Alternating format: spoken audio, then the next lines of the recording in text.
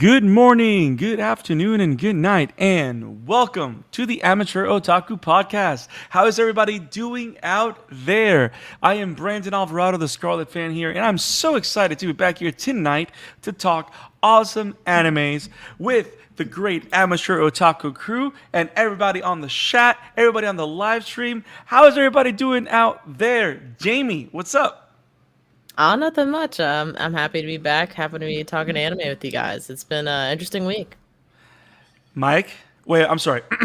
Christmas, Mike. I'm cold. It's Wisconsin. It's December. So I'm staying inside quite a lot watching anime. So it's been fun. I love how you say that you're cold, and my avatar is the most stressed out of everyone, and yours is the least stressed. Like, does that hat have magic powers that it just cools you down? I mean, warms you up, or what's the deal? I mean, I'm used to the cold because, again, Wisconsin, Water Tribe represent. But that doesn't change the fact that I'm always freezing cold. It's just the truth of it, honestly. So, in other words, the freeze is a state of being. It really is. I mean, that actually sounds football. That sounds like an Avatar line. We play football on the frozen tundra. It's just part of the identity at this point. Nice. Also, we beat the Bears today, so life's the Bears. Nice. And I don't know why I feel I need to bring this back, and of course we are joined by the one, the only, the man, Isak Wolf. What's up, man? Hi. You guys notice he went back to his sleepy avatar? Yeah, it's troubling. It's going good. I'm just tired as per usual. But are you more tired than normal because you went back to the sleepy avatar? Yeah, I am. Oof. So I don't know if that's gonna mean quiet Isak, out of control Isak, or weird in between Isak. Can I get at least a preview of what we're to expect during this stream? Maybe. I mean, is that the preview or like who knows? It's like those 6-second ads on YouTube. If you're watching us, you probably got one of those already. Where it's like it's an ad, so it's annoying enough to be present, but it's also too short for me to learn anything. That's really what that preview was. Like I still can't gauge which Isak we're getting. Exactly. But the best thing about it is that if you love what we do, you can click on that like button, you subscribe to our YouTube channel, and click on the bell for notifications so that you can get all shades of Isak. You see what I did there? That is a segue, ladies and gentlemen. You can get all shades of Isak, and you can get every single episode that we do. We do awesome episodes every single week on multiple topics, and on the big 4 anime of the season, we are covering My Hero Academia, we are covering Spy Family, we are covering Chainsaw Man, and we're covering Bleach, the 1,000-Year Blood War. There's a lot of stuff that's been happening throughout the entire fall season, and don't worry, the things that we're not covering right now, we will catch up. So make sure you click on that button, make sure you subscribe, and you click on the bell for notifications so you don't miss any coverage on our YouTube channel. But also, if you'd rather listen to us on the go, this edition of This Week in Anime and all of those that came before it are available as of tomorrow. Yes, we go live every Sunday, and every Monday, This Week in Anime goes live on our podcast channel. So you can find us on Anchor, Spotify, Google Podcasts, Apple Podcasts, wherever podcasts are found, except Podbean for some reason. I don't know, we got to fix that. But we are everywhere podcasts are found mostly, and you can listen to us on the go. We've had amazing episodes. Last week, we got a blast talking Chainsaw Man and Bleach, 1,000-Year Blood War. We are returning with that next week. Yes. This episode, we are back with our coverage of My Hero Academia Season 6 with episodes 122 and 123. And we are back with our coverage of Pi X Family with episodes 21 and 22 of the second core of Season 1. But guys, we got one topic. We promised a sequel, a return. And we're talking again, where's the anime? With our part 2 of Video Games That Deserve. an anime adaptation. We had a huge blast talking about this last episode on the last live stream, and what a great varied list. I mean, Isaac, of course, mentioned Xenoblade Chronicles. He mentions a Fire Emblem. Mike brought Overwatch, Final Fantasy VII Remake. I mentioned Catherine, and I blew Arkwinder's mind. Like it was a great conversation. If you want to check it out, it'll be linked in the description below. And a week before that, we talked about mangas that deserve anime. So today we're back with talking about and bringing back even more video games that deserve an anime adaptation. Jamie is joining the fray for the duration of this episode and on this conversation. And Jamie, I know you have a Twitch channel. I know you play some stuff. So I'm really interested to see what you bring to this conversation. I'm really excited to hear this. So I can't wait. I don't know, guys. Should we jump right in? Let's do it. Awesome. So who's first? I believe that would be the Mad Doc. Isak. First thing, man. Bring it in, bro. What picture did you put up first in the doc? The first one is The Legend of Zelda. Specifically Twilight Twilight Princess. Right? Nice. Well, I'm sort of gonna semi-cheat here because when it comes to Twilight Princess, I don't want the game. I want them to take cues from the manga that has elevated the story. Isaac, that was 2 weeks ago, bro. Yeah. Don't do that. Don't do that to the man. I mean, I'm sort of doing a throwback to the previous one, but also is doing a spot for this one because Twilight Princess, in my book, is the best written Zelda book, and the manga is just confirming it by far by adding the even more layers on top of it all. I'll allow it. And it also, how should I put it, outside of Breath of the Wild, they argue that this is the most serious and the more. It's the more, I wouldn't call it serious, but the more more mature type of story. In comparison to the other Legends of Zeldas. Mm-hmm. And it just it's a Zelda game that I probably goes back to replaying at least once a year also. So I want a little bit more detail, if you will, since you're pulling from the manga. What are the major differences between the video game and the manga? For example, in Link the manga talks. Link talks in the manga adaptation. Oh my god! Link do talk and is an actual character, but on top of it all, that it's outside of that they are evolving the whole idea of the Triforce. They put some manga only scenes in between it all, that in terms of the context, evolving the whole scenario between the darkness and the light kind of deal. And it's also, I dare argue, the one Zelda sword that has the guts to to show that war has no pretty side. I dare even argue that Twilight Princess, even the game, although the manga especially, it's not afraid to become dark when it needs to. That's what I'm gonna. That's the term. I have a question, and I'm about to put myself out there, but you know what? I can take it. I've never played a Zelda game. Boo this man! Boo! Hey, I can take it. So. Wait, he said he could take it, but we lost him. Wow. I can take it. I was taken down. I'm gonna say it again. I've never played a Zelda game. You know, it's with great displeasure that we lost. I am coming back in this conversation. Well, here's the thing. I'm gonna give you another reason to take me out. I love the Attack on Titan ending. There, I did it.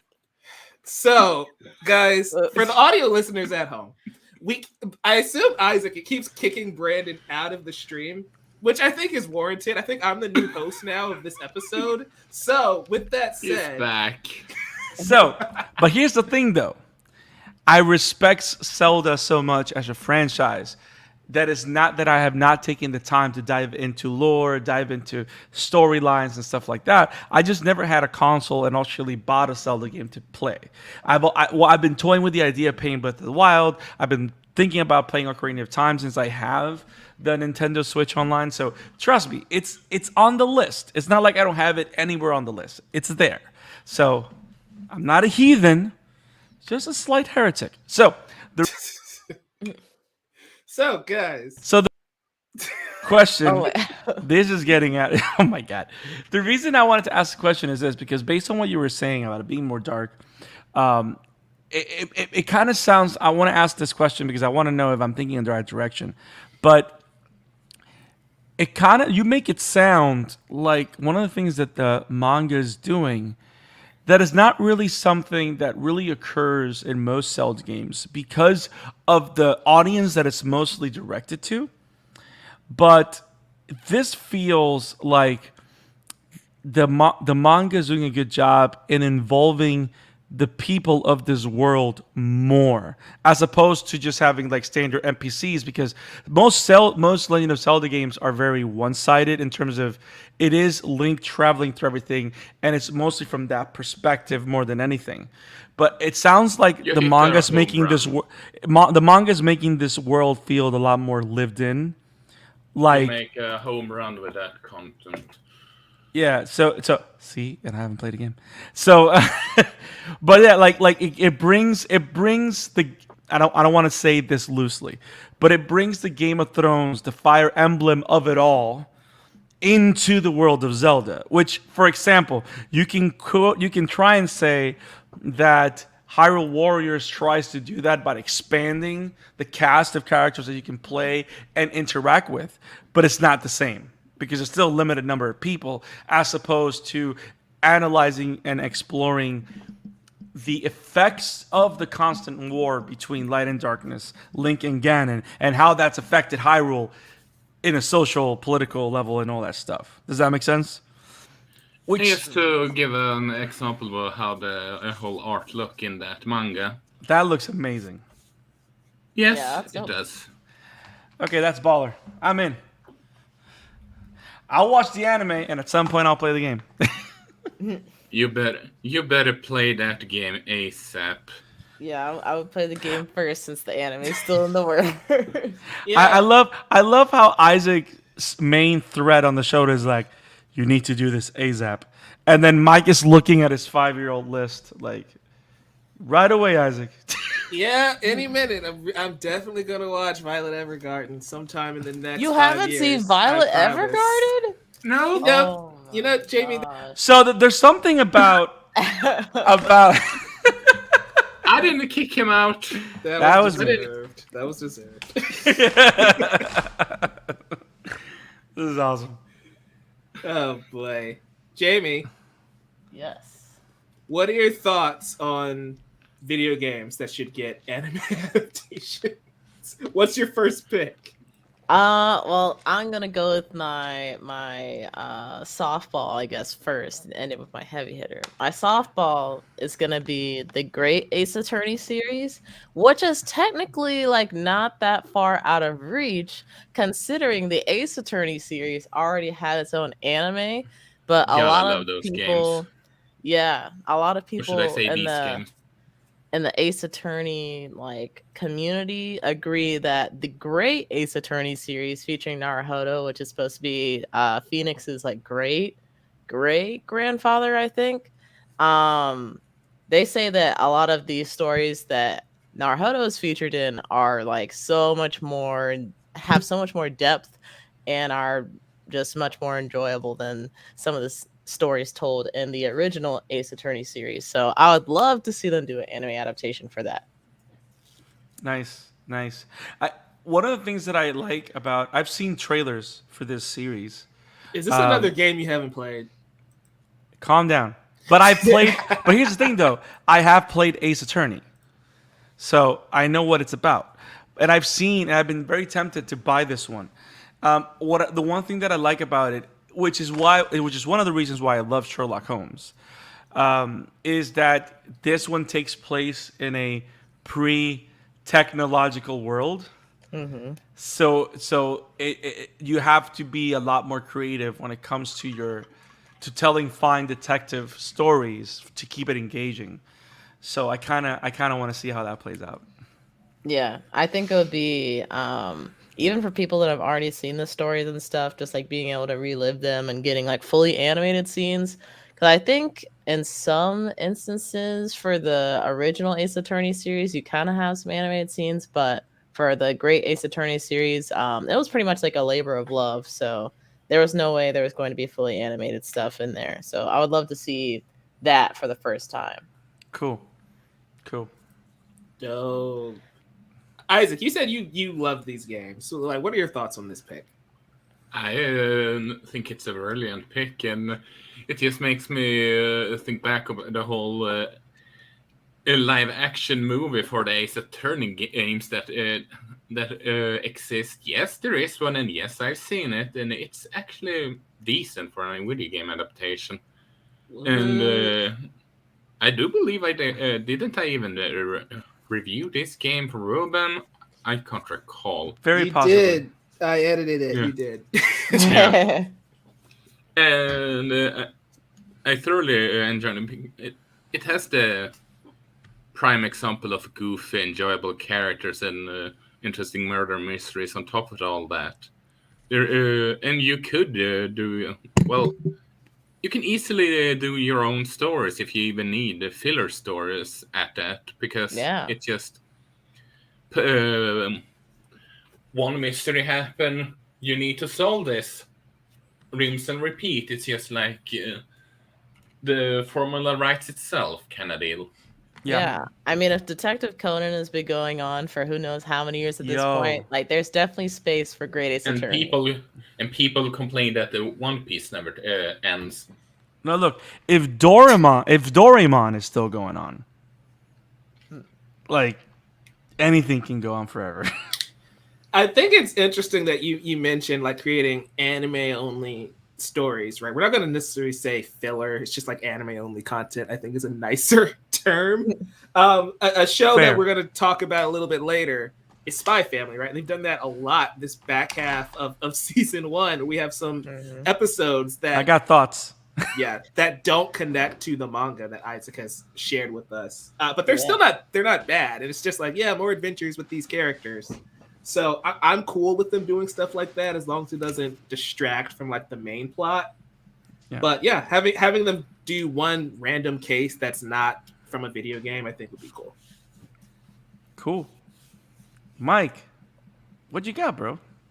It's my turn. This is a game Brandon thankfully has played, and that is Horizon, Zero Dawn, and Forbidden West. Oh, and trust me, Mike knows. I've played this game. He has played this game longer than anybody else on the planet, honestly. But well, I mean, it took me only like 7 months to finish it, but that's a different story. Oh man, I really enjoyed this game definitely taken a long time to beat stuff, so yeah, I can't judge. Yeah. So anybody who knows me knows that fantasy is by far my favorite genre, and Horizon, I was really struggling because it was down between Horizon and God of War, but I feel like Horizon would benefit the most from an anime adaptation. There's so many characters, especially when we get to the sequel, Forbidden West, and that story kind of has some trouble juggling them all. In the main story, you kind of get more from the side quest, which is cool. But I think that's where the anime would be really great, right? We could explore this extremely vast and colorful world and characters in a way that the video games can't necessarily do because they're so focused on Aloy and that beaten path that the games are taking.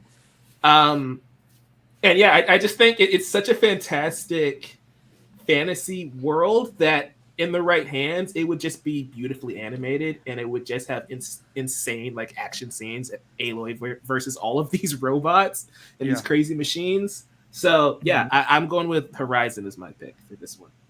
Okay, I actually I was wondering until up until the point where you said like Aloy having crazy action scenes. I was wondering if you would want to do something similar to what like Disney Plus has done, where instead of focusing on like solely the Black Panther, like now they're having just a Wakanda show. Would you want something like that for the world of Horizon Forbidden West, where you get to expand on those characters a bit more without having like the pressure of focusing on Aloy all the time? Yeah, you can do that too, right? Like Aloy, I love Aloy. Don't get me wrong, but she's also a character where you can easily spin off from her and follow someone else, and I don't think you miss a beat that much because the games are very focused on developing the universe, and so we can follow all of these other characters. We can even create new characters that exist in this world, right? One of I know it always comes back to Avatar with me, but one of the biggest ideas, right, is that you can tell a story about characters within the Avatar universe without it having to be about the Avatar themselves, because that world is just so huge. I feel like Horizon is in a similar vein where it doesn't even have to be about Aloy, because they are making a live action show. So this is gonna get its fair share eventually anyway. But I think it'll benefit, especially again, my other pick was gonna be God of War, but I feel like God of War is perfect as is. Horizon's the one that I think would benefit the most from an anime adaptation. You can take it in a multitude of ways. So it's interesting that you mentioned the what you and Jamie said about the characters and the world, and there's something about. I mean, I like the idea. I don't know why, but you guys made me think about Agents of Shield, where of course Phil Coulson was a big character of the MCU, right? But it's really a show that birthed out of the character of Nick Fury. Yeah. That's where that show originated. That's where the genesis of that show came of. It's all about how can we expand the foot on the ground soldier life that comes through that side of Marvel's universe through Nick Fury, right? And Agents of Shield, like if you get an Agents of Shield type show in the Horizon world, that would be very interesting. Where not only do we not necessarily follow Aloy as the main character, we know she's around. We know she exists. Does that make sense? Yeah. Like similar to like the new PlayStation VR 2 game that they're working on, which is literally that. It's just another story within that universe. You can even do an anthology. Like personally, I personally am I'm torn because I think that the most faithful way of doing Horizon in an alternative media is live action, in my opinion. Because there's something about watching the machines in animation that I think it will make them lose a lot of their luster and appeal. That's my personal opinion. But if we do like live action, if we do anime films a la Animatrix in the Horizon world, I would find that fascinating. And like I think it's fascinating that you mentioned that, considering your love for the Gundam genre. Yeah. Well, the thing is this, but it's very different though, because Gundams are meant to be extension of human beings. These machines are extensions of nature. So the way they interact and like the human element is not something that you can completely separate from Gundams. This you can. So it just feels different. You see what I'm saying? That's just my feel. Like even a show like Zoids, those that know what Zoids are, it's just like Gundam because you literally have a pilot driving the Zoids, right? But yeah, like if I were to see an anime version of this, I would pick like an anthology series. Maybe like you have an episode that's just within the world of the Quen. You have an episode that's in the world of Nora. You have an episode that's about the Hunters Guild. You have an episode, stuff like that is just expanding stuff, similar to Final Fantasy 15 Brotherhood. But about a series, I don't know. I don't know if I'm convinced about that. But hey, if it's good, I'm gonna watch it. Yeah. But it's a good pick, man.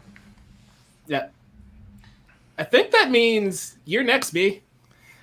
So, we're going to talk about Tetris. Oh, wait, they're already doing that. No, Gosh. It's not Tetris.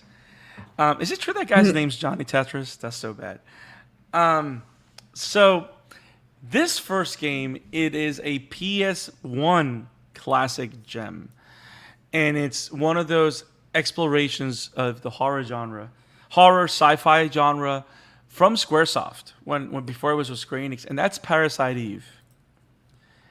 Parasite Eve. I mean, here's of course is a thing about it too, but Parasite Eve is a very very interesting game. It's an action RPG where you follow this main character that apparently has a connection to the main villain, which is someone that has developed the ability to evolve at a molecular level because their cells are mutated mitochondria. And it's like it mixes a lot of it's weird it's like fringe science, and like they have abilities, they have powers and stuff like that, and you can definitely it's like an X-Men kind of thing, but only very few people have it. But I don't know, the way the character models are, they're very modern Final Fantasy. The type of monsters, how the monsters create, I love how it has this psychopath vibe. It has this Parasite the Maxim vibe, where you can tell these very interesting intellectual stories about what does it mean to be human, when does one stop being human, and where evolution is taking place quickly in a monstrous way, and is the main character still human even though she is connected to these new evolutions that are destroying New York City little by little. So I think it has a lot of potential. A lot of people love this. This is like a cult favorite game that a lot of people have been wanting Square Enix to remake for years, and I think it's ripe for adaptation. And it's one of those games or stories that you can, if you do it right, you can get away with doing a 16, 20 episode series, and that's it. And if it's good, it'll make everybody happy. So I pick Parasite Eve, horror sci-fi genre, cool action, and very interesting cast. Has anyone here played that game besides Brandon? I haven't, but I've heard so much about it and how the fans are really like begging Square Enix to return to the series and either do another iteration or a remake or whatever it is. Like they want it bad. So I don't think that this show wouldn't have an audience to begin with. I think people would definitely be interested in seeing it. Yeah, it's one of those Like franchises. Jamie said. Yeah, I was just going to say what Jamie said. Nice. It's one of those franchises that I've heard about, but it's one of those franchises that I've heard about, but never actually played myself. So. Love you. Guys, you can tell that this is like the 4th year of their marriage at this point. Yes, yes. But yeah, it's a cool game that like I played it for the first time maybe 2 to 3 years ago, and it still holds up. Like it's a very well made game, and it's great because it's one of those games where it kind of holds up its lore on the surface, so it's just ripe for development. Does that make sense? Mm-hmm. Like it has all the elements to be explored and expanded upon by good writers. So, I would definitely love to see something like this. Nice. Yeah, I'd love to see it. We go back to Jamie. Actually, it's Isaac. Oh, Isaac. Don't worry, Jamie. Hold your hardball for a little bit. I remember. Isaac, all right. What you got, bro? What you got? Well, do you remember that we covered a certain anime adaptation of a Square Enix game rather recently? Anime adaptation of Square Enix. Nier Automata? No, that one comes out soon. I was talking about what's came out a couple of months ago, or was it? Oh, a couple of months ago. I know there was like Neo the World Ends With You, but that's you have to tell me what it is. Which one? Oh, okay. Nier. I was talking about the game, and Jamie have it. Yes, we did.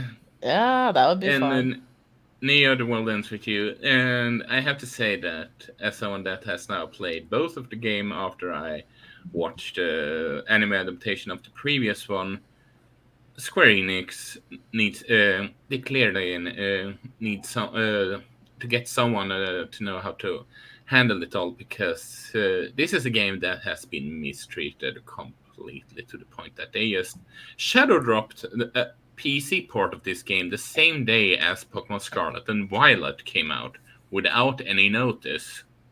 Yeah. But this is a game that is about an entirely new cast that gets involved in the game, so to speak. The world ends with you have, and they need to follow along and tries to, well, like the previous one, survive the game while a lot more problems occurs than the previous one had. And if you thought the soundtrack for the first game and the anime show was good, this show would just just knock it out of the par even more. And it's sort of like we need some stylistic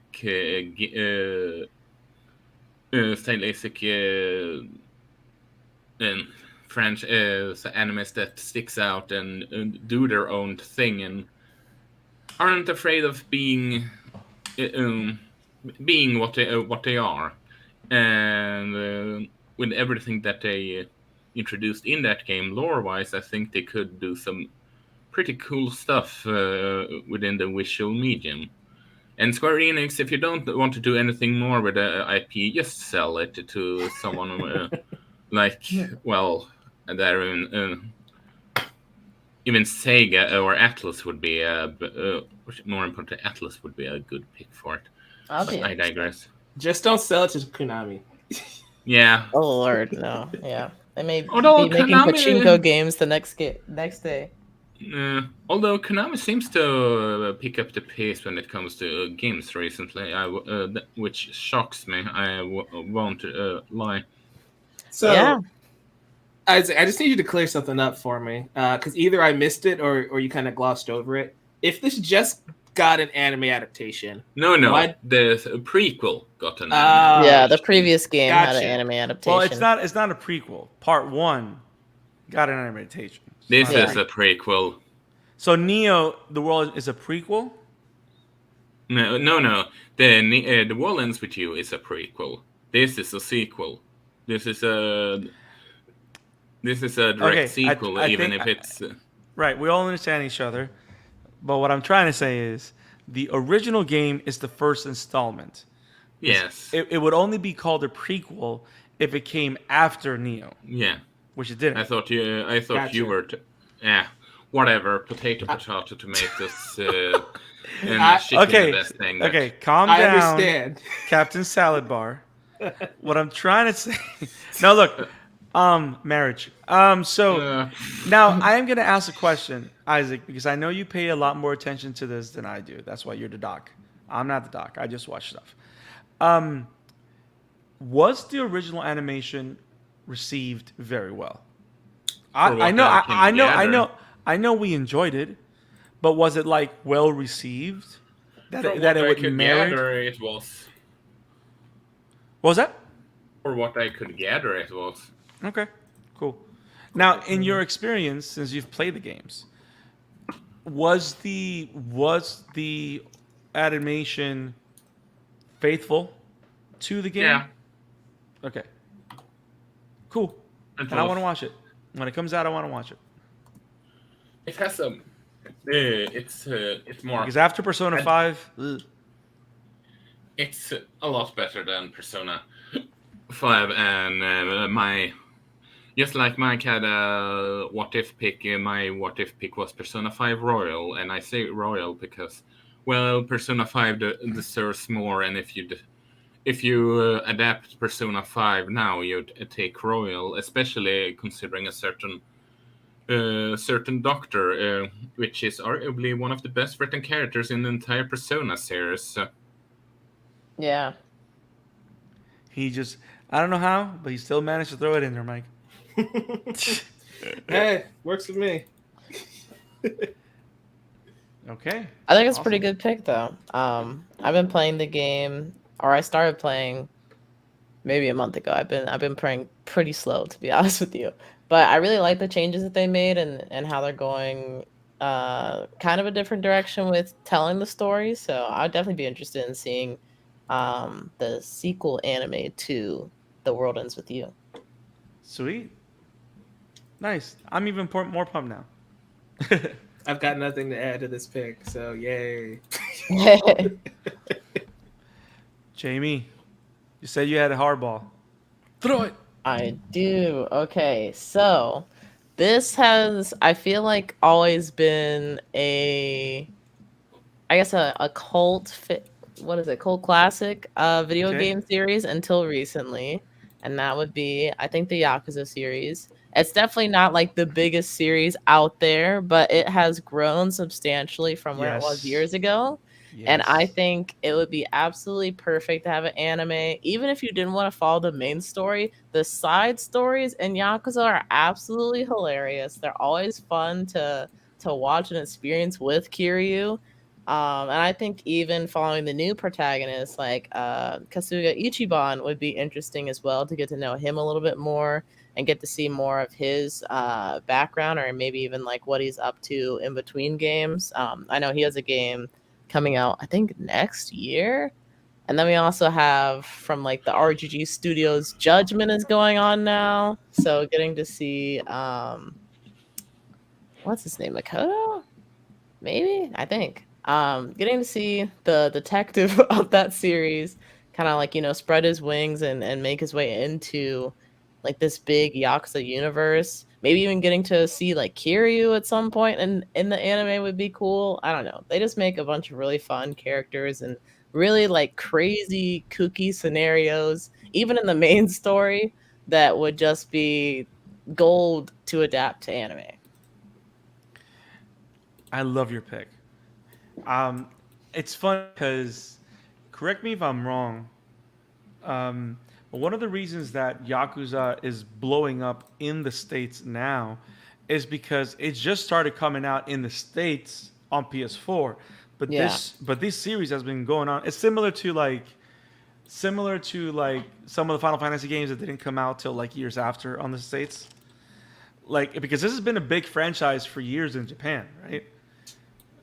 Oh yeah. The first game was in 2005 in Japan.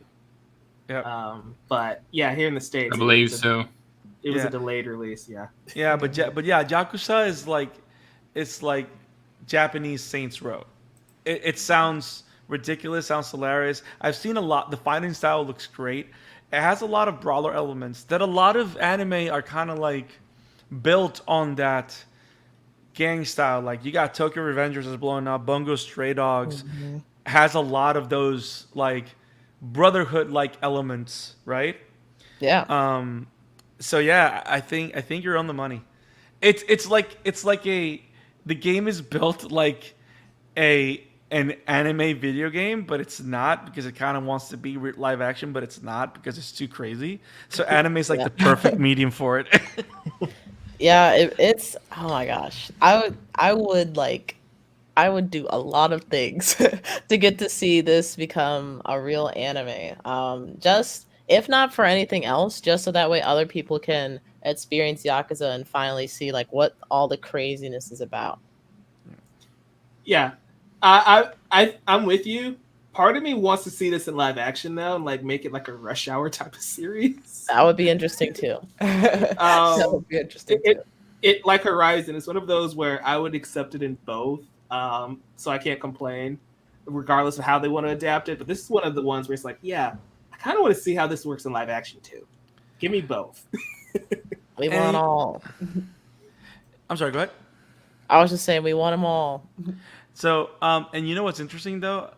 Now that I think about it, if while we wait on an actual Yakuza anime, if you want to see anything in similar lines, you got to just watch, what is it? The Life of a House Husband. Oh yeah, I've seen that. You just got to watch. That's how you prep for it. Yeah, that was so good. Yeah. So Nice. awesome. Great pick, Jamie. Awesome Thank pick. you. Okay, Mike, what you got under your hat? Last pick. Yeah, my last pick again was kind of going back and forth. We're gonna go with Assassin's Creed. And Can't be worse than that live action movie with Michael Interesting. Fassbender. Isaac We're is talking not about wrong. good. We're talking about good things, Isaac. I saw that movie in theater and ugh. We're not talking about that. We're talking about good things. So I think Assassin's Creed would be a great anthology series, which is something Brandon mentioned earlier about Yes. my Horizon pick. But like, can you imagine each season we're following a different assassin, right? Or even smaller than that, we have 2-episode arcs with a different assassin in a different time I like period. that.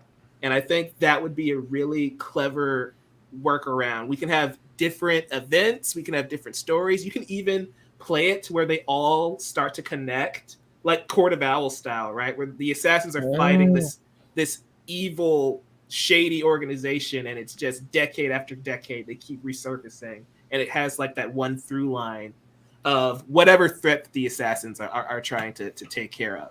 So I think that would be a really unique idea. One thing that I've been trying to do with all of my picks across the last couple of weeks is I don't want to pick the obvious, well, this game makes sense to be an anime because XYZ. I kind of want to go for the weird, if that makes sense, and see how it kind of fits into the medium that way. So I feel like Assassin's Creed, on the surface, it's like, yeah, make this live action, but I think it would be a really unique anime series if the right studio took it on. And it's funny that you say that, and because when you mentioned anthology, you just blew my mind, because I think that's the key word for franchises like that. Because if you think about it, the anthology aspect of it has already been done to great success. Right. Marvel's What If. Mm-hmm. Like, that's the format. The format's right there. You don't have to do the whole bring the Guardians of the Multiverse or whatever, but you can do it where, like, you cover the initial stories of different time periods and stuff like that, or you cover one season, you focus on one character, and also it doesn't have to be an anime, and I'm going to be very, very specific with what I'm saying. Because we accept all types of animation as anime, especially if we see the inspiration of it. I'm looking at you, Avatar. And it's funny because someone asked me, like, is Avatar anime? And I'm like, I mean, what I can say is this. The inspirations of the medium are there, and they're so clear then that if I don't consider it an anime or connected to it, I'm doing a disservice to the genre and to the animation. So it's like, you know what I mean? Like, you can't really separate one thing from the other, because even in the storytelling, you cannot say that these people were not inspired by those works of art. It's not like Inception, where Inception is 100% a Western film, and even though we all know it was inspired by an anime, so Yeah. it's not the same thing. But like Assassin's Creed also will work like if Powerhouse does it. You know what I mean? Yep. Because the type of action that it calls for, it doesn't call for the type of action that we would see in My Hero or the type of action that we would see in Naruto. It calls for the type of action that we see in Castlevania. It will call for that type of very realistic yet magical kind of action that you would see. And I don't know, I think it would be awesome. You can even throw it to Studio Wit, right? And like how they animate Levi and Mikasa and Attack on Titan. And do it that way. Yes. Like, not necessarily the Eren style Titan fights, but yeah. Yes. Yes. Let me ask you this. If you do this series, do you bring back Desmond, or do you just keep it like a non-animus experience? We're just seeing different assassins throughout different eras. That is a very good question. I think we would just go with different assassins throughout different eras, just to keep it as simple as possible. Mm-hmm.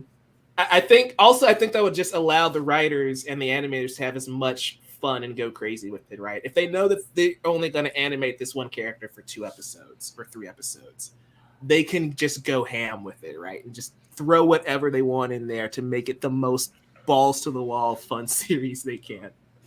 So I have a question. So I think from Origins onward is when it's become non-animus characters, right? Like Origins was one of the first ones that kind of broke that off. I think after Assassin's Creed 4, technically, so Black Flag and onward, we no longer have Desmond. And no But there kind are of other animus. people. There are other people kind of taking his place, so you do kind of like come out of the animus at certain points. I'm trying to think. Which one is So I think a cool way to go about it too, though, is we can start out as an anthology series and then we focus up, like in season 2, and we follow Desmond for the entirety of that season, type of deal. I think that could also be a fun idea. You could do like a Templar one season and then like an Assassin the next or something. Yeah, It's fun. And the reason I ask what I'm asking is because it makes me think, going back to this whole what if format or formula, right? yeah. You can kind of use Desmond as the watcher. Like the idea that we're revisiting these experiences within the animus through this character. Like the main angle is the story that we're exploring, but the anchor of the show. And because what I like about the idea of the animus and all this organization is that it brings this, it sets the stakes from the beginning, as opposed to just building the stakes in a non-animus world. We're just following a character we just met. You know what I mean? Because if you, when you introduce the animus, you have the stakes from the beginning, because you know that this is part of an overarching exploration of things that have been going on for years and years and generations. You already have that background there, and then you're just zeroing in. And like without the animus, you kind of don't have that zeroing in kind of quality that I think it brings to it. And it just makes it more deep and interesting, especially if you want to hit the ground running. Yeah, and it being an anime, we don't pull what the movie did. When we don't spend enough time in the fun world, we come to the series for Right. it, right? Right, right. It's like I'm gonna say this. It's like Sword Art Online. Like, yeah, it's isekai. It's exactly it's an isekai. Like now there's a way of doing it where you spend time in the real world and it's cool, but Assassin's Creed movies did not do that apparently. No. I still haven't watched it. I'd rather try and play a game. Yeah, I'd recommend you play a game. Play Valhalla, it's fun. I actually own it. I bought it with my PS5. I haven't touched it. Yeah, it's fun. You'd like it. Yeah. Oh wait, it's Moa's turn. Yeah, you're gonna close us out. Okay, guys. In the year 2013, I think, I don't remember when it came out.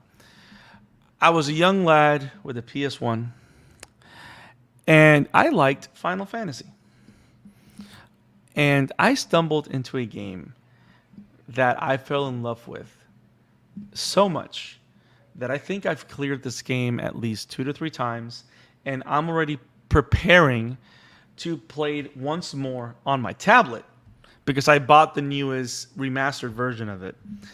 And I think it's one of the most unique Final Fantasy experience ever created. And I think it's one of the most rich lore worlds that is just seeming with possibilities in the animated format. And no, I'm not talking Final Fantasy VII. I'm not talking the craziness of Final Fantasy VIII. I'm talking Final Fantasy Tactics. Final Fantasy Tactics is one of the best games that has ever been made. Not just made as in period, but made from the Final Fantasy universe. And the reason I love this game is because it literally takes all the elements of fantasy and lore and makes them readily available for the player for you to become, grow, and earn throughout the entirety of the campaign. Because it has a very, very deep job system. All of these jobs feel unique and powerful.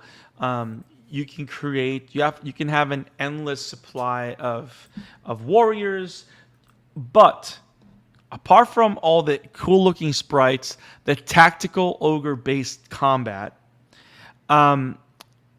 it has one of the most profound war stories in any game I have ever played, even up to this point. It literally follows two kids, Ronza Beowulf and Delita Heigl. I don't remember. But it literally has this kid that comes from royalty and this kid that comes from the streets. And how they get mixed up in this battle for power between cities and kingdoms, and how politics destroy towns, destroy worlds in this medieval setting. And how a lot of times the true heroes are the ones that save the world from the real shadows, not the ones that people can see. So it has a lot of depth to it. The writing is phenomenal. It's one of those shows that even like the old PS1 version, all the cutscenes are in the sprite animation because the sprite animation is very Super Nintendo-like. But the remastered version, War of the Lions, which is the newest port for PSP, which I think is where this picture's from, actually has animated cutscenes in an anime style, which you can just expand upon for the anime. Mm-hmm. But there's just so much great story, so much great characters, so many betrayals, surprising deaths, and you can organically create new characters to explore the different jobs that you have. Like, I think this game has a total of 26 job types that you can have, and you can combine abilities from different job types, and there's ways of you organically bringing that into the story by creating characters that embody those ideas. And I don't know, it has so much potential, and I just love this game so much, and I would love to see it in an anime form. And the funny thing is, no other Final Fantasy Tactics game, because I think as of right now, there's a total, I think, of 4 different Final Fantasy Tactics. None of them have come close to the original in its storytelling. So, I gotta say this one. Nice. So I'm a novice, a noob to the Final Fantasy universe. My first game was Final Fantasy VII Remake, and I only bought it because we were in a pandemic and I had nothing to do. So I'm like, let me try this game out, and loved it. So yeah. What makes Tactics your go-to? Because you said not some of these other ones. Is the storytelling really that much better than the? Well, I'm gonna tell you right now. It's the storytelling of it. I mean, it's not as raw and adult as, but it can get as integrated as Game of Thrones. Gotcha. Like it's like the storytelling is on point. Like, it's great. Like, it's really awesome to hear from a PS1 era too, because when people think of that era, they think of like Crash Bandicoot, right? So the fact that you had something that dense and heavy. Yeah, it's pretty cool. and there's a lot of time that you spend in just cutscenes about people talking about their plans, and not even playable characters. Like, there's a lot of cutscenes that occur with villains talking amongst themselves, and or like setting stuff up in the background. Like, you actually spend a lot of time with characters also that you don't play as, just because they're finding ways to tell the story. And then it's like one of those shows where it's built like a show, actually, because you know how in some games most of the twist you find them out because the main character is finding it out. Mm-hmm. Tactics doesn't do that. You literally know a lot of the things in the background because you are behind the scenes with the villains, and then it becomes an interesting interaction once you find out because the characters are finding out. So, and the battles are great, and the battle system is actually very, very great. Like, it's literally tactics, so it's like you moving them in squares and stuff like that. But the sprites are great, the animations are great. Like, this is a game that does not need to be remade at all. You can enjoy it just like it is. And I'm only going to play it again on my tablet because I don't want to buy it again on PlayStation, because it's one of those things that is very annoying, that they made a PSP port, but they never made a console port. So you can only buy like the remastered version in a tablet or if you have a PlayStation Portable. So I just bought it on my tablet. But That's dumb because they don't even support their portables, so they might as well have gotten into console. Correct. But yeah, it's been great. I think War of the Lions is available on Switch, so I might just have to buy it there. But yeah, the game is it's great. It's just great. And again, it has a lot of like it's one of those things where all the story is there. You just have to find a way to translate the battle system possibilities into the animation. So like the skill set for the animators and the showrunner is not going to be finding a way to tell the story. It's finding a way to translate the world because everything else is there.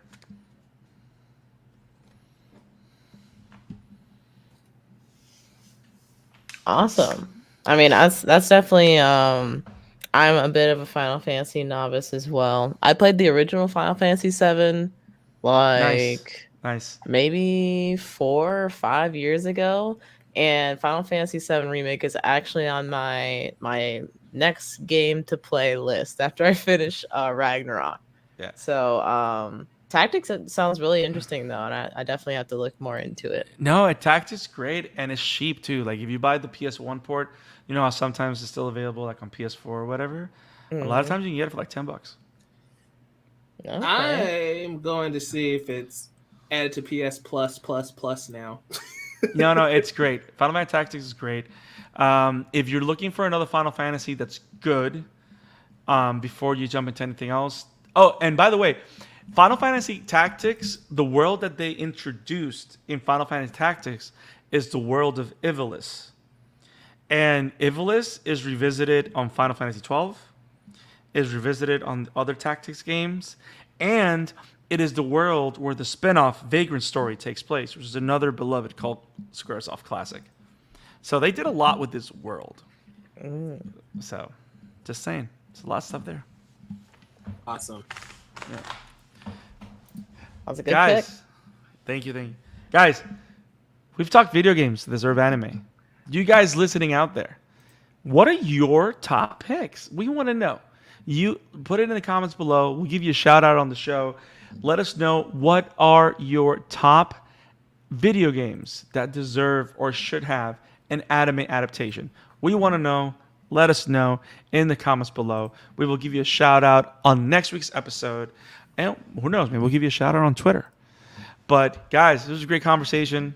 Great topic. Love all your picks, guys. I want to pick up Ace Attorney. Because I think it would be great.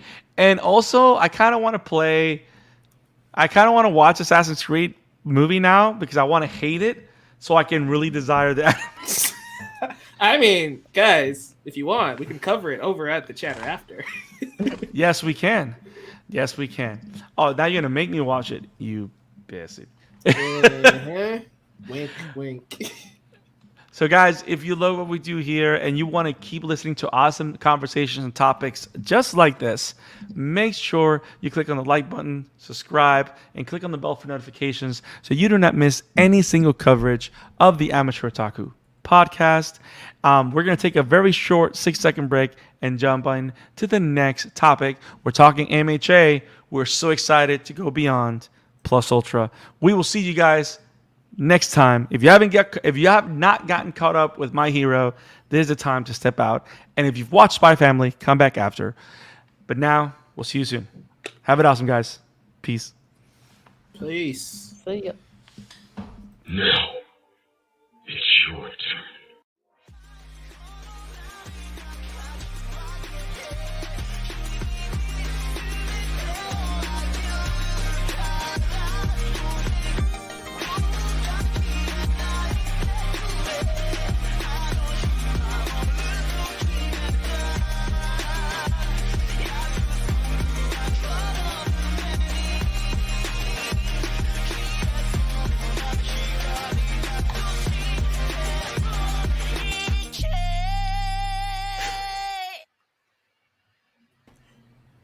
Fear not, citizens. Hope has arrived because the Amateur Otaku is here talking My Hero Academia.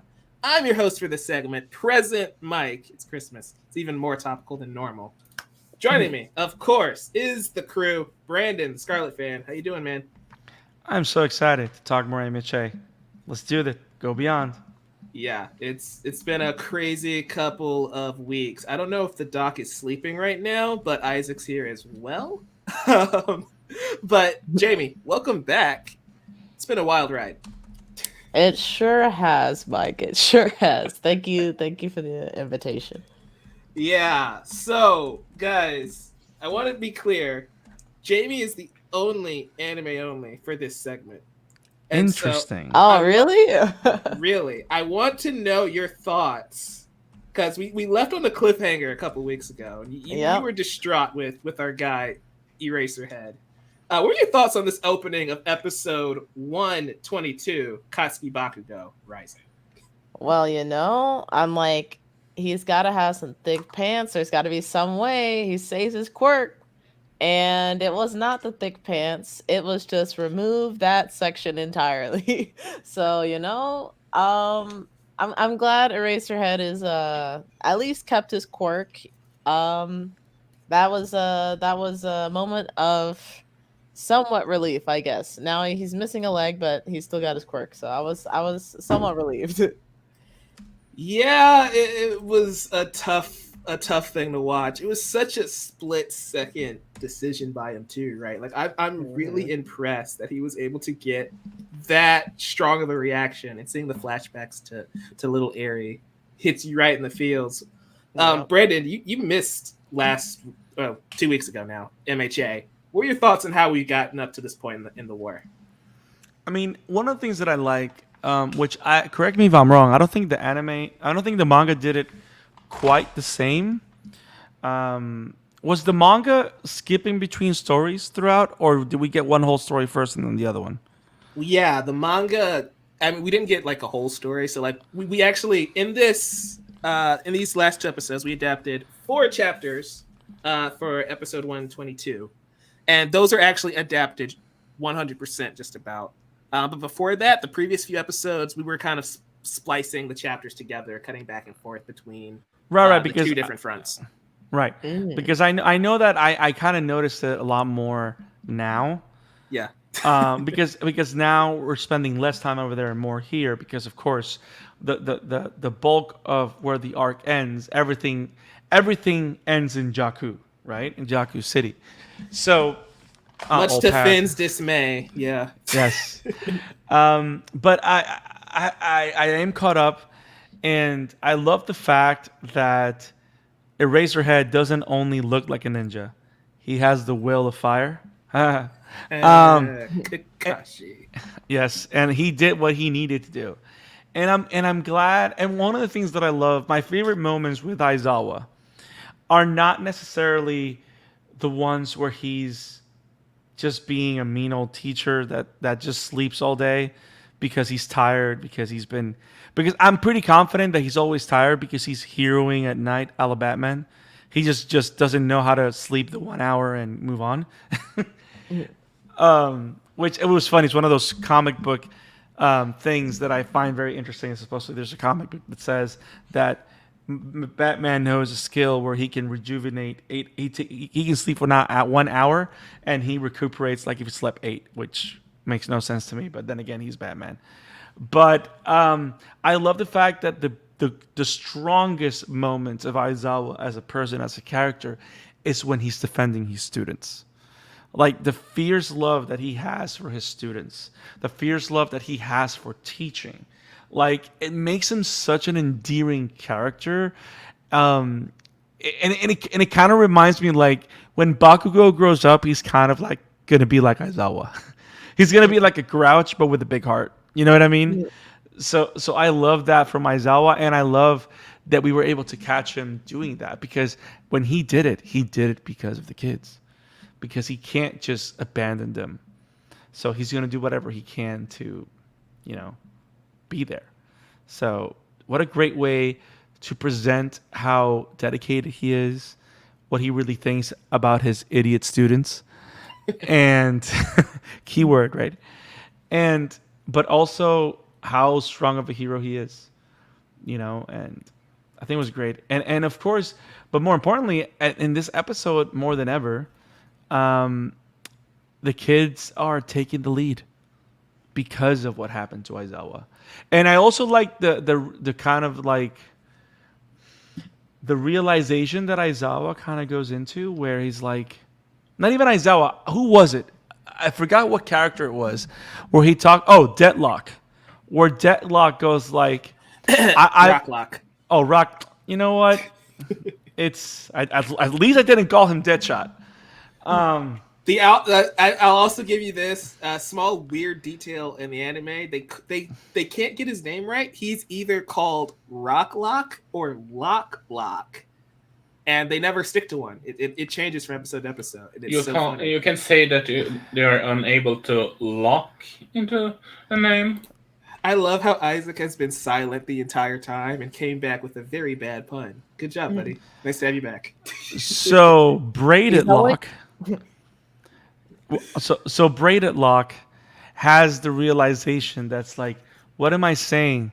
I've acknowledged these kids as heroes a long time ago. And that was kind of like, of course, it's not the same thing as if Endeavor says it. but still, it's one of those moments where you're like, okay, bet. Well done. It also makes sense because you got to remember, when was the last time we actually saw Rocklock in significance? In the overhaul arc. Exactly, right? Yeah. And that's the last time Deku had to go 100% plus Ultra. And we get that again. And it's insane. Isak, like, what are your thoughts on Deku finally stepping up and going against Tomura for what we can finally dub him All for Shiggy now on the anime side of the podcast, right? He's going against All for Shiggy. I still see him as plus Ultra Shiggy right now. Plus Ultra Shiggy.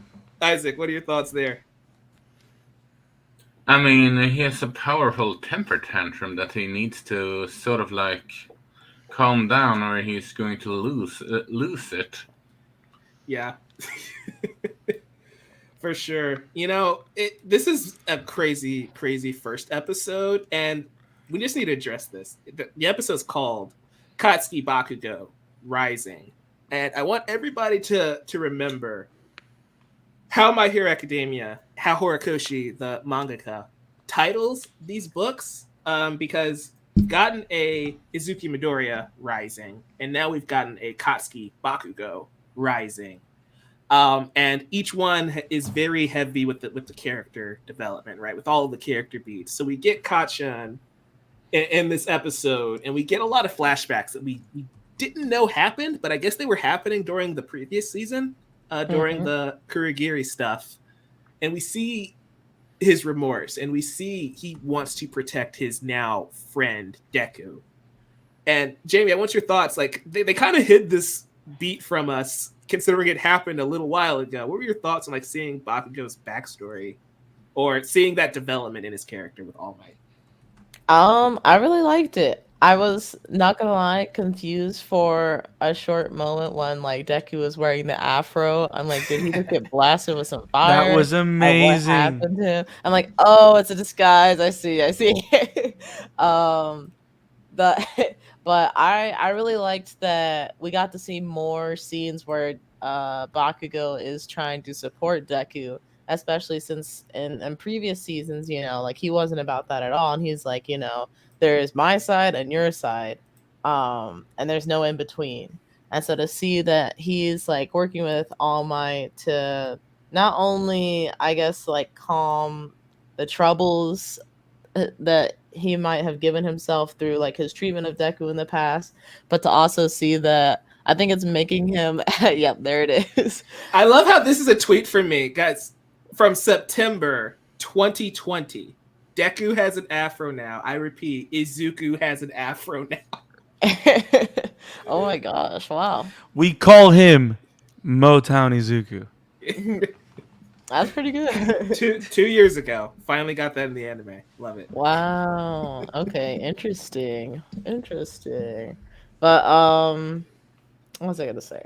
Oh yeah, I like Bakugo's character development and seeing him become not necessarily kinder, but he's showing more and more that he cares and that he is striving to be like the best hero that he can be, regardless of the possible consequences that he faces, which we see at the end of this episode. Yeah. Not just that. I like the moment, the character beats of him saying Deku will protect everyone, even at the cost of his own well-being, right? And I love we get to the next episode and he's like, don't try and do this alone. But that's just jumping up a little too far ahead. Brandon, I'm tossing it back to you. What are your thoughts on Katsuki Bakugo Rising? It's what I think what I love the most about this chapter, apart from the fact that we have a quiet moment with Katsuki Bakugo, and I think those are my favorite moments with him, because he's a different person with everybody else. He's somewhat of a different person with Izuku. But everybody that interacts with him in one way, shape, or form can always say, yeah, you see Katsuki like this, but he's really like this. You see what I'm saying? Like, Kirishima does it a lot. What's the name of Electrobolt or Charge Bolt? Denki Kaminari. Kaminari says it a lot. Like, all of them, almost everyone in Class 1A recognizes the heart behind the jerk. You know what I mean? Yeah. So I love that it takes the symbol of hope to have a conversation with him for us to get quiet time with Katsuki, where he feels that he can finally like lower the guard and just talk about it. And I think those are my favorite moments with him. But more importantly, it's because getting those moments with him deepen our understanding of how he views his relationship with Izuku.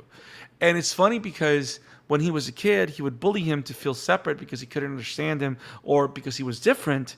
But now, because he's a direct rival, the one for all not only forces him to be back in the circle with Izuku, but makes Katsuki reevaluate what his relationship with Izuku is, because now we know that All Might is important to him as well, and what all that means. But more importantly, the big moment, of course, at the end of the episode is us as a viewer finding out that no matter how different they are, Izuku and Kachan have the same hero heart. And the way we see that is because, I don't know why, but at that moment, my body just moved. Which is a beautiful imagery, because it's the same thing that happened with Izuku in episode 1. Yeah, and I love the framing of this episode. For those who don't know, this I can't remember the animator's name, but there was a new person who did the production on this episode, and this is their first time like leading the direction of a My Hero episode, and they did a fantastic job bringing those panels to life, right? Doing those flashbacks, reminding us of all of those times from season 1, from season 2, between Deku and Kachan. All of the fights from Deku versus Kachan part 1 and part 2.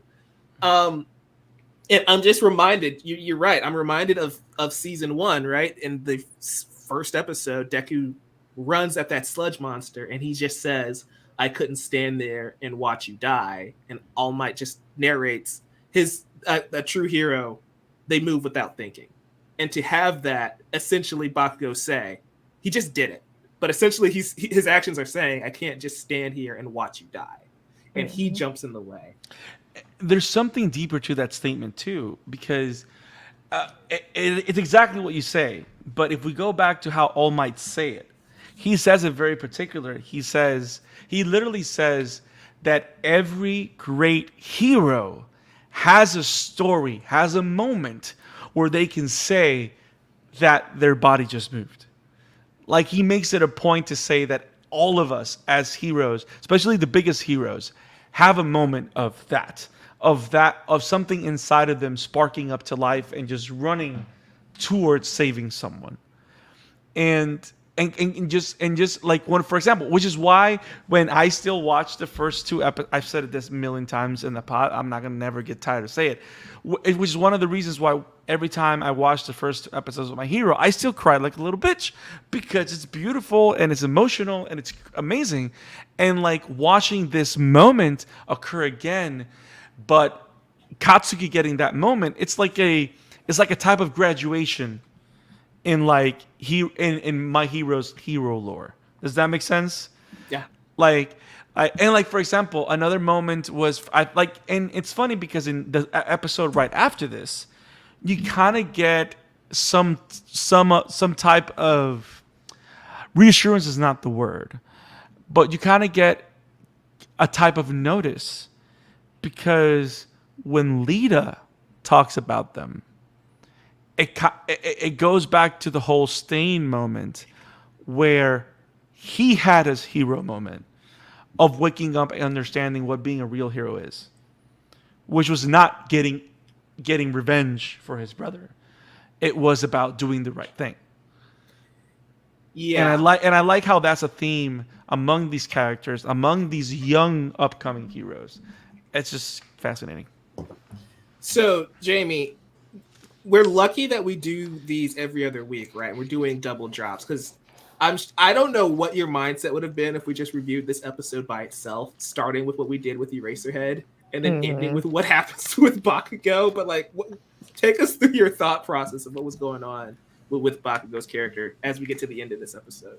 See, that was another moment where I was like, guys, come on, like, stop doing this to me. Like, now I immediately was like, okay, I need to make sure I watch next week because this is some craziness. And then I remember because I watched the episode yesterday and I was like, oh yeah, what happened last week? And then it goes to the recap and I was like, oh my god, yeah, that happened last week. So that was another, like, there was just so much to unpack. Not only Bakugo getting like wounded, we don't know if it's morally wounded or not quite yet, but also the fact that like Deku's put into this situation where, you know, he's potentially in peril, and like you're thinking because Endeavor goes in and like just burns the crap out of Shigaraki, and you're like, okay, like, you know, we'll at least get a brief moment of pause, and he just immediately attacks Deku right after that, and I'm like, oh, so it was just very emotional ending there with just a roller coaster of emotions at that.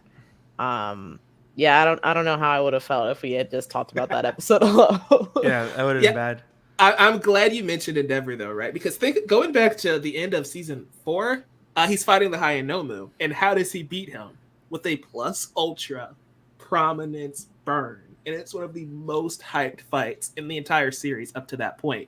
Mm-hmm. And he does it again here, and it's animated the same way. It's gorgeous. And it does really nothing because he just gets right back up, and it's insane. Yep. And that's showing power scaling, like showing how much further Shigaraki is than anything we've seen before. I love the power scaling.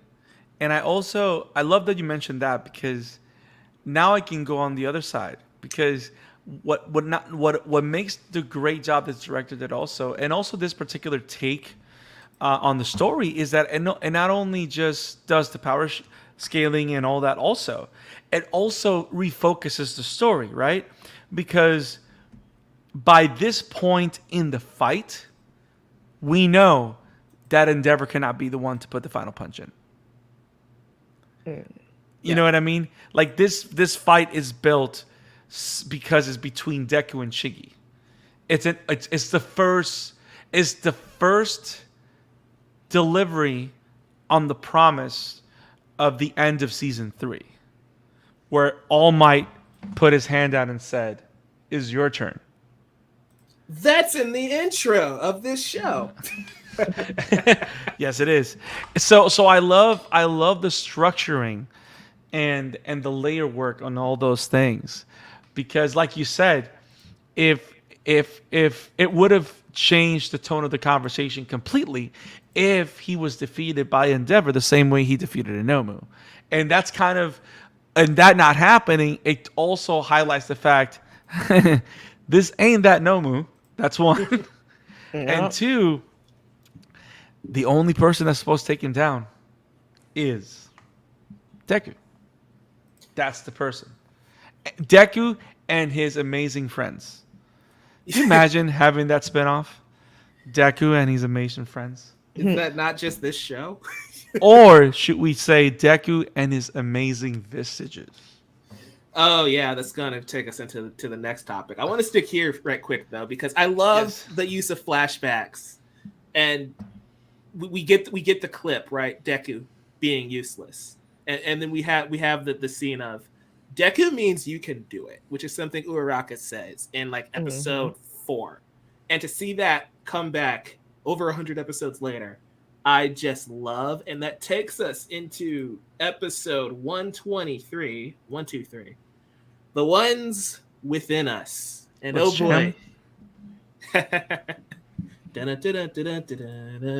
No. we will ad-lib tank the entire show if we don't stop. What needs to happen? Backtracking, we did the thing like we did when Twice was killed, where we put Bakugo in the credits. We changed the credits again. Brandon, you probably missed it because you don't watch the credits every episode. Damn it. But they changed it again, and it's like every time a character dies, they've been changing the credits, and so it's like, why would you do that to Bakugo? Nobody wants to see that. That's not fair. That's me. I know. It made me think of the rumors from like a long, long time ago where people were saying, "Oh, Bakugo's dying," and I'm like, "This must be what they're talking about. Please don't let it be true." Oh, to quote Isak, laughs in manga. Oh man, but yeah. So The Ones Within Us. This is a doozy, and Brandon, I just want you to take it away. I know this is probably the freshest in your mind because I think you just watched this episode not too long ago. Yes, I did. What are your thoughts on this insane Vestige World battle? I love it. And I love because it shows us the real enemy, but also it shows us the history behind the battle that Deku is now intertwined with. Because, okay, let me put it this way. So for the longest time, we see a hero society, right, that is victorious thanks to the symbol of hope, which is All Might, right? But then the symbol of hope is taken down because he gives up his ability to be a hero by defeating the ultimate symbol of fear. And the idea that the whole point of the show is that this kid has become the inheritor of the responsibility of being the new symbol of hope. Right? Yeah. So I love how this particular episode, this particular confrontation puts the two sides, the two defining sides of this show, of this war, against each other, face to face for the first time. And I love that it goes all the way back to the first user of One for All and All for One. So I love all the layers. I love how much lore drop we got. Yeah. And I kind of low-key figured something out that I didn't know. And I might be confused because I'm simply an idiot. Or I just didn't pay attention to this much till I watched it again. But I was always under the impression that One for All's little brother was quirkless and was given the ability to pass quirks onto others. But that's not the case. He always had a quirk to pass power onto others. The quirk that was given to him was the stockpile quirk. Yes. So that kind of blew my mind because it literally presents All for One literally as the ultimate evil that wants everything for himself, and One for All as the ultimate being of light that just wants to share with the world. So I don't know. I love that. That's great. Welcome, Broken Studio. Thanks for joining us. We're talking. Hello. Welcome. Yeah, I'm glad you I'm surprised that you didn't pick up on that because All Might mentions that in like season 2, I believe. It may have just slipped your mind. It's been a minute. Yeah, the first user's quirk was useless, and All for One thought he was quirkless. That's the thing. When you have the power to pass on quirks, but you have no base, it seems like you're quirkless. And All for One, being the a-hole that he is, decides to give his brother a useless quirk and say, here, you have the power to stockpile powers. Which you can also think that All for One was probably just going to use him as like a refrigerator, for example. Like he would That's literally what he was using him for. That's what he was, yeah. dump quirks inside and then pull them out when necessary. But it also, like, he created his own problem, right? By creating this power of one for all, it's the one thing that can stop him now, because the power, these heroes, the heart that these heroes have has just been passed on from generation to generation. Yeah. And we get it to Nana Shimura, who up until this point has probably been the only one to give All for One any sort of trouble. Like probably came the closest until All Might came along and actually took him down. So I thought it was really fascinating that we start with Nana Shimura, not the 7th user, and the first user in this vestige space. But before we get there, we got to rewind a bit, because that takes place a few minutes later. Deku is fighting Tomura, and he gets grabbed because Aizawa is now down. And we don't know how severe it is. A lot happens in these episodes. Like Shoto shows up, and now Ida's on his way, and it's like, oh my god, what is happening? Jamie, I'm gonna toss it over to you, and then we're gonna toss it over to you, Isaac, because I know you haven't said anything in a minute. Jamie, what were your thoughts when he started taking the quirk? It was kind of like a wave of confusion at first. Like, wait, can he fight this? Like, is it over? What's happened? Like, what is gonna happen here? And then we see kind of like the mental battleground, or I don't know where they were, like that area that they were in. And I was thinking like, okay, Deku's about to throw hands, let's go. And then Deku gets pinned Deku about to to the throw ground. hands. Oh my god. And I'm It's like, funny. I oh, love how no. you kind of pictured it, like Shigaraki grabs Deku, end scene. End. Yeah, I was like, what? I didn't know where it was gonna go after that. So I don't know. I guess I kind of thought when he first got grabbed that maybe just like through the force of sheer will, nothing bad will happen to him because anime.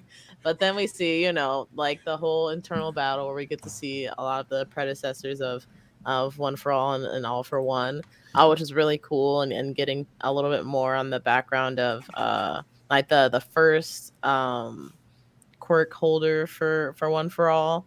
Yep.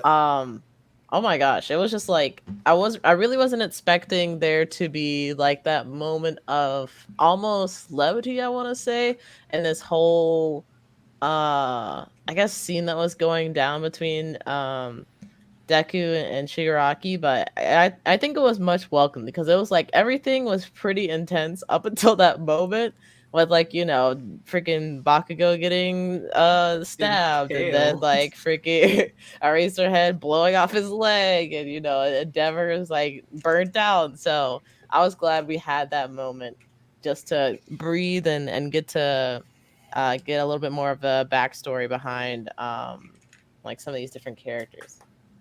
I love All for One as a villain, because he's saying, look, Tomura, a dead person. And it's just like, dude, I know, that was kind of funny. it's too funny. Like, the Lord of Evil is just so dang entertaining. Like, Isaac, I want to toss it over to you. We get sucked into this vestige space, and for the first time, we see All for One and Shigaraki. Like, they too have their own vestige realm, and it's connected to Deku's. Like, what was your thought process? I know you've read this like 2 years ago now, but like, what was your thought process getting to this point? It has been 2 years since this arc in the manga. Jesus fucking Christ, time flies. But honestly, the way I look at it is more like their Vestiges are interconnecting with each other, because he's trying to steal it, or it's the same Kirk. At least that's the way I'm connecting, looking at it, and honestly, it's kind of fitting that you have Shiggy's grandma and All for One being the two that All for One's brother and Shiggy's grandmother being the one that stands behind Deku, and well, All for One being there, all things considered, for Shiggy's side. Yeah, gotta love Mama Shimura. Coming in to help our boy. And Horikoshi has a type he prefers with women, hasn't he? I see. It's not the first time he has drawn women this big. That's one way to put it. Yeah, so I love everything that I happens. mean, we here. all love some watermelon crushing at times. So Jeez. who can blame him? Hashtag thighs save lives. This is very true. They sure do. They sure do. Mirko has already proven such a fact. Yor proves it later on in this episode, but I digress. We get a lot of exposition in this episode, and on one hand, that's kind of frustrating. On the other, after all of the action in the previous episodes, it's like you said, Jamie, it's much needed. It's a much needed break. Yeah. Even though the stakes are still high because Deku's in the midst of getting his quirk stolen the entire time. Yeah. I love that we at least get a breather. Just so everybody's aware, the previous episode, Katsuki Bakugo Rising, adapted 4 manga chapters 282 through 285. This episode adapted 3 chapters, so it was slightly shorter as far as adaptations go, but it also had more dialogue and less fights. So I thought that was interesting.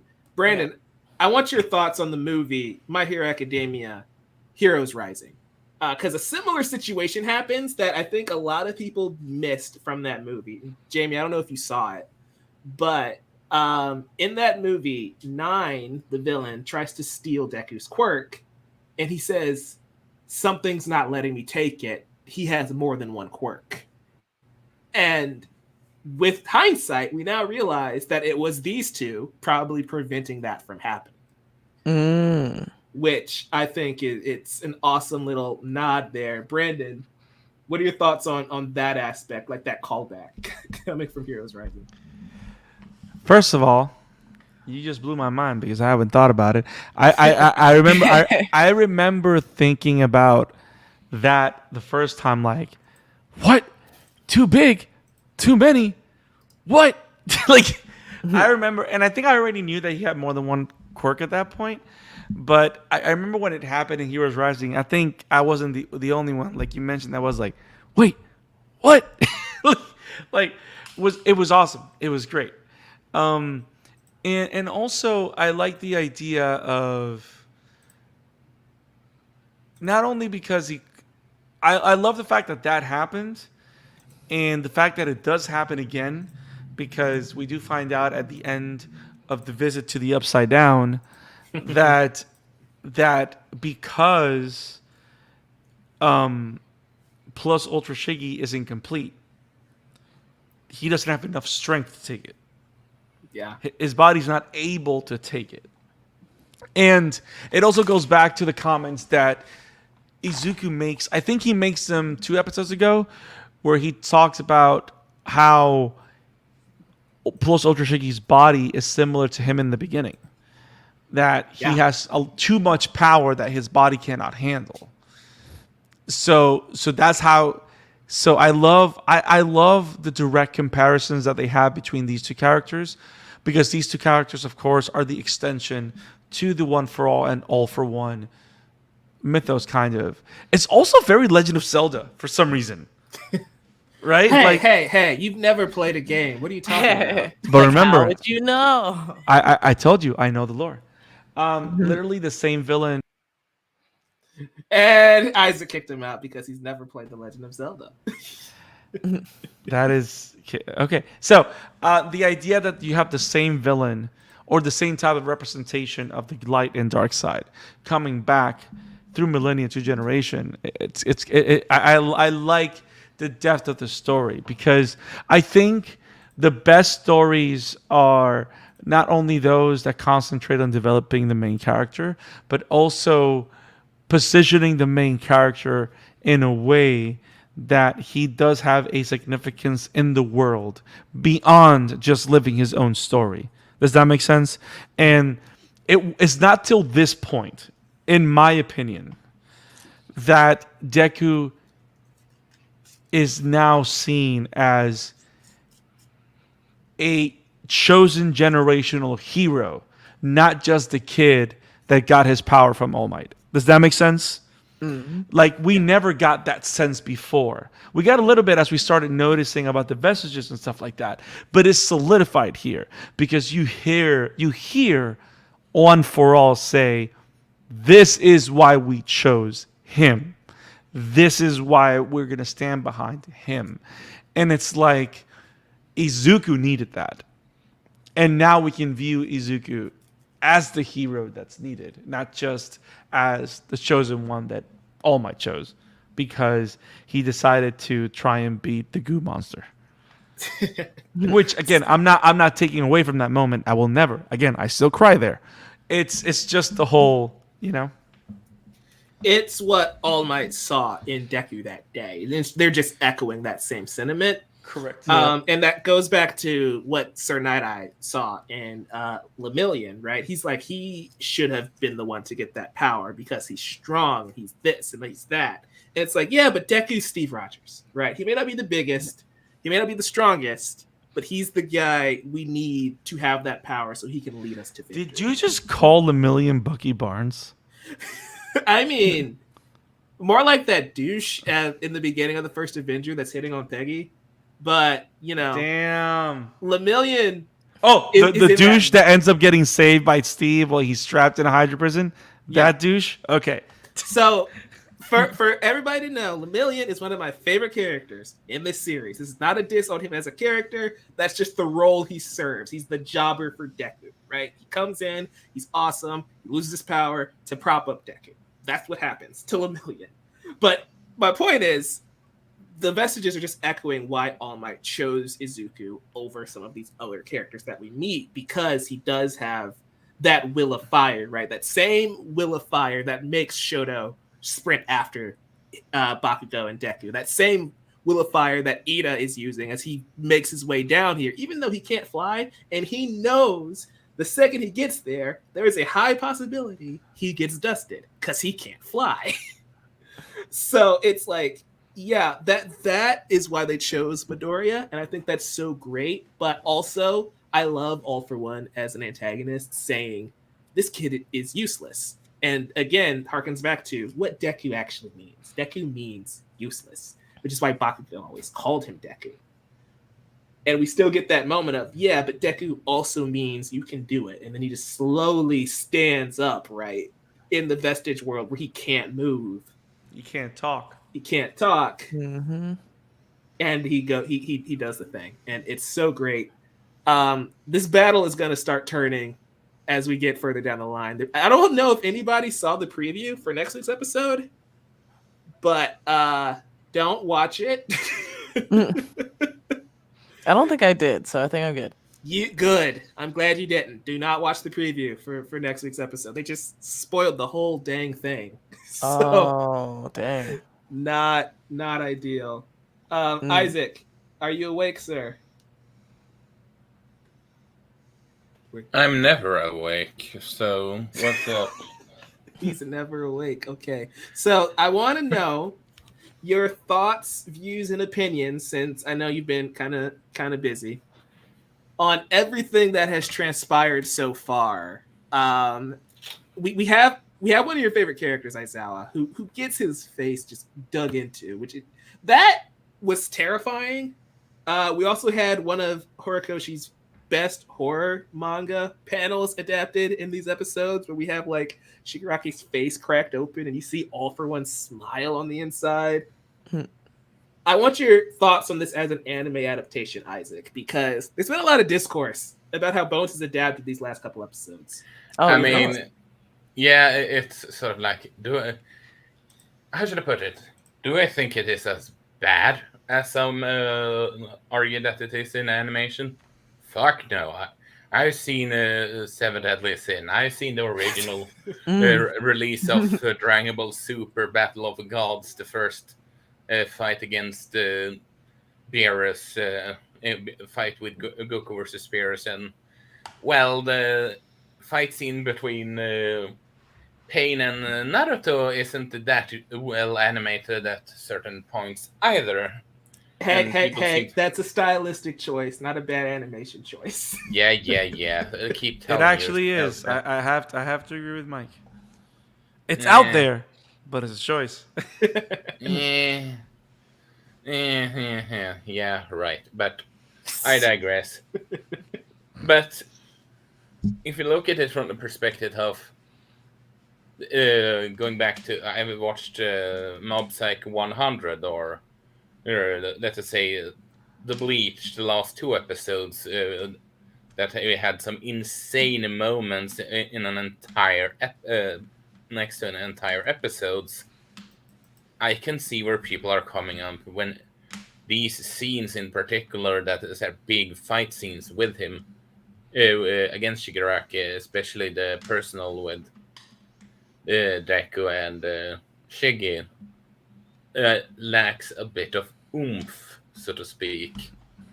And that's from that regard, I can understand why people are disappointed, especially if you look at how Bones are handling My Hero Academia, so how they are handling Mob Psycho, where some of the recent episode has been insane in terms of animation.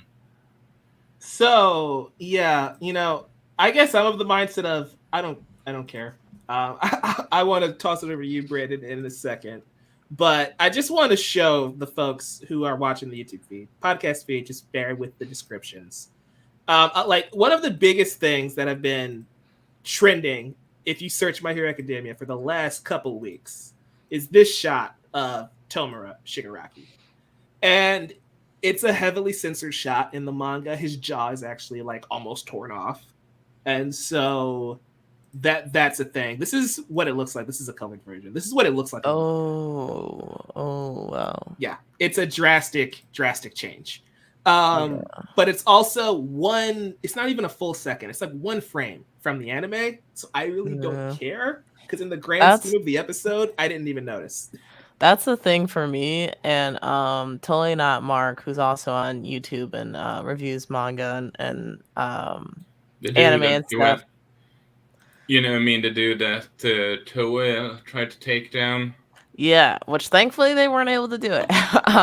He was talking about some of the older Dragon Ball Super animations that he criticized, and then later apologized to those people because they're working under pressure and all those kinds of things. And one thing that he brought up that was a really good point is the fact that a lot of people, including himself at a certain time, were criticized these not even keyframes, like the between frames, like super heavily, when the between frames aren't even really supposed to look like that good. They're just supposed to convey the motion between the keyframes. Yeah. So they might not be as polished as the keys. That's why you have keyframe artists and then in-betweeners. So if it was a keyframe and they drew it kind of wonky, then I would say the criticism is valid, or like, something went wrong there. But if it's an in-between, or it lasted only like a second, or like only 1 frame, I'm like, give it a break, man. Nobody is watching these things. Well, most people don't watch things frame by frame. Right. Brandon, you're the other manga reader in this conversation. Did you even notice? Did you know that this was a thing on the internet? I did. For me to tell you that I didn't care is not necessarily true. I do kind of care. Look, I agree with Jamie, and it makes all the sense in the world. The whole keyframe and stuff like that makes all the sense in the world, because we see it in comics, we see it in manga all the time, right? But the thing about the keyframes is that they're keyframes because they're meant to retain the weight of the emotion and the stake of what's happening. Mm-hmm. In between shots don't have that. The keyframes have that, right?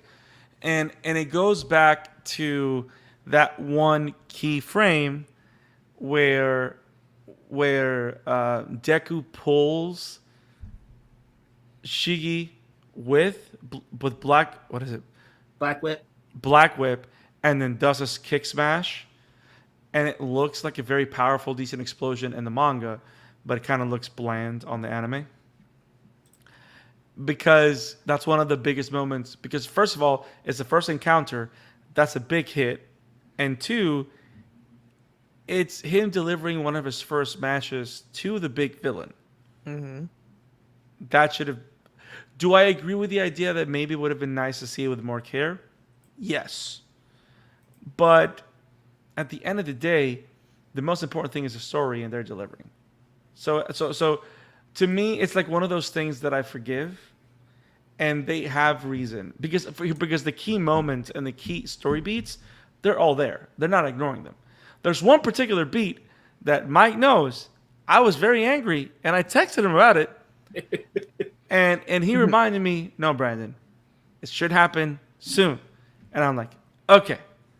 He was livid, guys, about a specific moment, and we'll talk about it when it comes. But it's like, yeah, that's like 2 episodes from now. We'll get there. So, But if it doesn't happen, Oh. it's gonna be a problem. Yeah. But yeah, I don't. I think I care maybe a little bit more than you do, but I don't care enough to start destroying worlds on Twitter. I guess my thing is I understand all sides of the argument. Like I get where you're coming from, I get where Isaac's coming from, and I understand where Jamie's coming from about the keyframes. And like this is an anime adaptation. First off, one, Bones is not as good as Mappa. We just have to accept that. Two, we can clearly tell that all of their attention is into the last season of Mob. Whether that's a good thing or a bad thing, we can clearly tell that. So But- Mob 3 is supposed to be officially the last season? Yeah, Yeah, I think. I mean, so. is the book over? that would be a question for the doctor, not me. I don't know. Yeah, I don't know. I'm gonna look into it. Keep going. I've heard it's the last season of Mob, though. They've been calling it the final season. Whether that's in 5 parts like Attack on Titan, we'll Oh find out. Lord, I hope not. But Like I would love more Mob, but don't tease me with the final season stuff. Yeah, so it's like I'm not making excuses, but these are just all things that I'm keeping in mind. But also, these frames that everybody's kind of caught up on are manga panels, and in manga, they are not animating the entire fight. That smash that Deku lands that looks kind of wonky is his 3rd or 4th hit on Shigaraki. That's not his first hit on Shigaraki. The first hit is 1-for-1 from the manga. It's when he does the St. Louis smash and he kicks him. When he starts doing like the Delaware punches, that's like his 3rd or 4th hit. And I feel like one that does look cooler in the manga. Horikoshi's one of the best mangaka, one of the best artists out there. It's always going to look better in the manga. But I feel like those hits are weaker to also show that Deku's giving it everything he's got and Shigaraki's taking it. I feel like that's kind of the point, right? Is that Deku, we even have the moments of if he breaks his arms 2 or 3 more times, he's never going to be able to use them again. They do that flashback. After they go back to like the real world and he Shigaraki fails to take his quirk, I noticed both his arms were messed up and I'm like, oh my god, can he use his arms anymore? Right. So that was another thing I was panicking about. Yeah, so I feel like they're doing all that to convey, and they probably even they didn't make those shots as dynamic as they probably could have to also be like, yeah, Deku's giving 100% and it's doing nothing. It's not doing anything. And I feel like that's kind of the point. It looks cooler in the manga. I'm not saying it doesn't, but I feel like that's kind of like the narrative point of Deku's blasts aren't powerful. They're not all might smashes because they're not doing anything to this villain. So, side note, Yeah. Mob Psycho started in 2012 and the manga ended in 2017. So it is officially over, and it has been for years. So Yeah. yes, this is probably going to be the final season because the story is over. And they took a huge break between the 2nd season and the 3rd, so Like almost 3 years, right? yeah, it was Yeah. a long time. And season 2 was so good. It was. Oh my gosh. I guess we got to talk mob.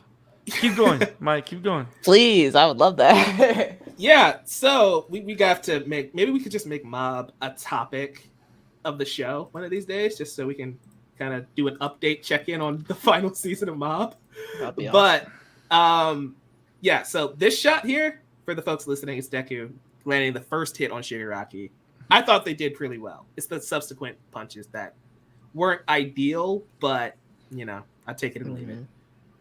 We've got to talk about Ochako and Himiko Toga though, because that's something we haven't touched on, and it's the first time we cut away from either of these war fronts to a new event, a new occurrence, right? Because we had the hospital raid, and then we had the forest raid, but this is like that weird in between ground where Gigantomachia is still rampaging, no matter what Midnight, Kirishima, Ashido, and Yayorozu wanted. He's still rampaging. Uraraka runs into Himiko Toga, and Toga wants to know what Uraraka would do to her in a very suggestive manner. Isaac, I know you had a chuckle with that. But I thought this was a fascinating turn of events. Just seeing we're head on confronting the idea of a hero and what it means to be a hero in this world, right? If the heroes kill, are they heroes? Or is protecting your friends what makes you heroic, which is exactly what Twice did. And like, Jamie, what's your thoughts on like this philosophical question? Even though Toga poses it kind of weird to Uraraka, it's like, yeah, what makes a hero? What constitutes a hero? I thought that was interesting, and I want your thoughts on it. I really like the question that's being posed. I just hope that Toga is able to communicate her thoughts a bit more clearly in the next episode, because it just kind of I'm kind of on what is Gravity Girl's name? I'm so terrible with names. Uraraka. Oh my gosh. So I'm kind of on Uraraka's side, where I'm like, bro, where are you coming from with this? Like, you stole some old lady's blood, and now you're asking me what I'm gonna do to you. Like, I guess I'm just gonna arrest you now. Like, you're just in my way at this point. And so I wish, or at least I hope, in the next episode she at least explains a little bit of what happened, and she's like, okay, so our heroes, you guys are just okay with killing, because if you are, then like, what makes you so much better than us? Because like, you know, we're trying to accomplish our agendas, and you're kind of trying to accomplish your agenda. Only difference is, or at least up until that moment, was that you guys didn't kill to get what you wanted. So I do like the questions that's being posed. I just hope that Toga can find breakthrough with what she's trying to say a bit better. That is totally valid. It's one of those cliffhanger moments, right, where it's like, okay, we've got to wait for the next episode to see where this is going to go. But I thought it was such a great turn of events, right? It's such a slow moment, like the build up when Uraraka follows the lady. And I know that Toga is a shapeshifter, but my brain still turns off like, yeah, we got to go help the old lady. And then it's like, I was with it. I thought it was a normal old lady until she started running really quickly. And I was like, okay, well, people have quirks outside of the academy. But then she tries to lure her into like this dark corner. I'm like, no, something's wrong. Something's wrong. Nobody's screaming for help. I think this is a trap. It's a trap, just like Admiral Akbar would say. Yep. So, yeah, I think this might be like, out of everything that's happened in the 2 episodes, 1, I probably am just starved for Uraraka content, so I'm just taking what I can get. But 2, I just think this is a really interesting turn of events, because what does it mean to be a hero? And going back to Uraraka as a character, we all know that she joined UA for money, right? She doesn't have the I want to save people motivation like Deku or anything like that. She joined UA because she wants to make money to help her family, which in its own way could be kind of heroic, but she's still one of the more selfish characters, at least at the start. So it's going to be interesting to see her response here. Isaac, what are your thoughts on Uraraka versus Toga? I mean, they should have ended that episode in a much better position, because if someone watches goes in and there without context, that would be embarrassing. But I digress. Maybe that's sorry. why they did it. It's like, oh my gosh, I can't believe it. But I mean, you know that's not the final shot of the episode, right? Yeah, I know. The final shot he cared about. No, not even that. Thought in my I'm just heart. tired. I'm just tired. Give me a break. Kick up bar? What? Don't worry about it. Yeah. But yeah. I lost my train of thought here. Okay, well, we'll circle back if you want us to. Brandon, thoughts on Himiko versus Uraraka? First of all, Isaac, I apologize. That was my fault. So, I agree with Jamie with everything.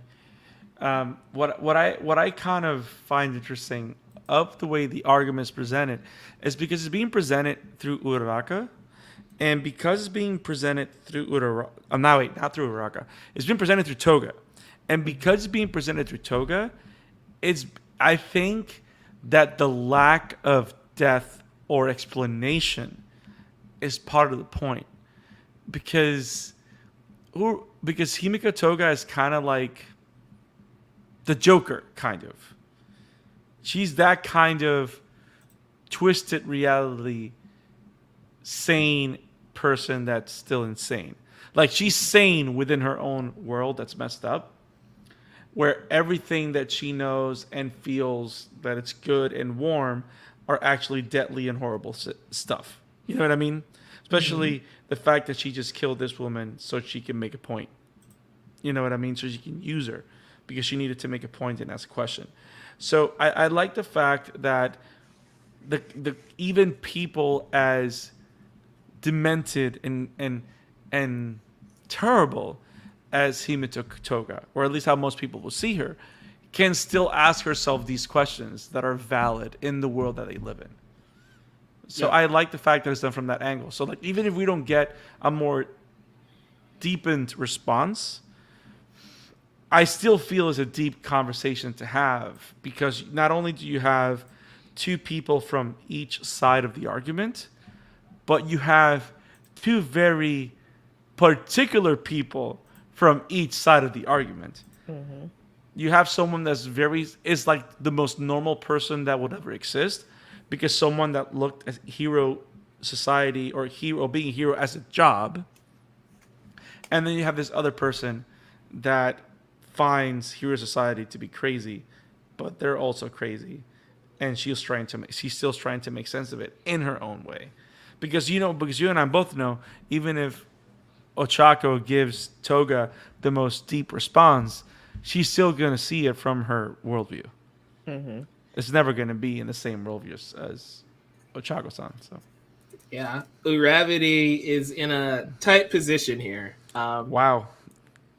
It'll be interesting to see what she does, what her response is. It'll also be fascinating to see what Ida does. I love how this episode in particular kind of focused up to the original trio, right? When Deku first joins UA, our main characters are Izuku Midoriya, Ochako Uraraka, and Tenya Ida. So I love how each of them gets a chance to shine in this episode, and hopefully that bleeds into the next one, and we get to see what those three do, because we've been focusing on the new trio of Bakugo, Shoto, and Deku for a while. It's kind of nice to get the OGs back a little bit. Yeah. Yeah. True. Isaac, did your thought come back? No, unfortunately not. But look back at the picture of the position. It might come back. Fuck off. Language. Sorry. But no, I think you guys pretty much sums it all up. Awesome. Is there anything else you guys want to say about these two packed episodes of MHA? Well, on the gaming front, I'm surprised nobody mentioned that Deku is now in Fortnite. Yeah. Guys. I can't No, wait Now to you're squat hyped for up. that.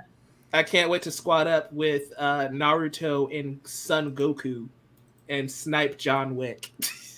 Yep. This game is so weird. Deku's joined the fray. That's fun. I wonder if there's gonna get any more characters. I saw the All Might axe, which I think is Yeah. great.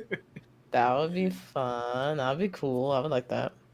At this point, like when anime characters got into Fortnite, at first I was upset, but now I feel like if you're really big, you're in Fortnite. So I'm just waiting. I'm just waiting for everybody to get in there. We will wait for Luffy one day. One day.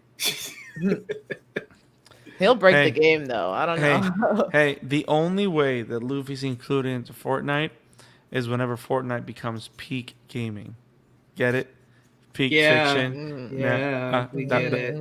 I'm sorry, that was bad. Boo this man. Boo. And you know what? I'm gonna do it myself this time. And Brandon has deleted himself from the stream. Guys, if you enjoyed this conversation on Boku no Hero Academia episodes This 122 stream is just a mess. and As per 123, usually. make sure you give us a like and subscribe so you don't miss a diggity dang thing. Guys, it's been a blast talking MHA. We're not done though, because we are talking Spy Family here on the live stream. If you're watching the recorded version of this on the YouTube channel, yeah, just wait for the Spy Family video to drop. Or here's a fun thing: watch the live streams. Join us every single Sunday. You can find us in your podcast feed: Google Podcasts, Apple Podcasts, Spotify, and here on YouTube Live every Sunday. YouTube.com/The Amateur Otaku. Isaac, you ready to take the lead and take us into Spy Family? I thought Bradman was gonna do that, but I take How that. about we go to a brief 60-second break and we jump right into a battle of wits, a battle of jealousy, and wait, Spy Family goes Mario Tennis? We'll see you in 60 seconds with Spy X Family. Go Beyond Plus Shiggy. Ultra. head up.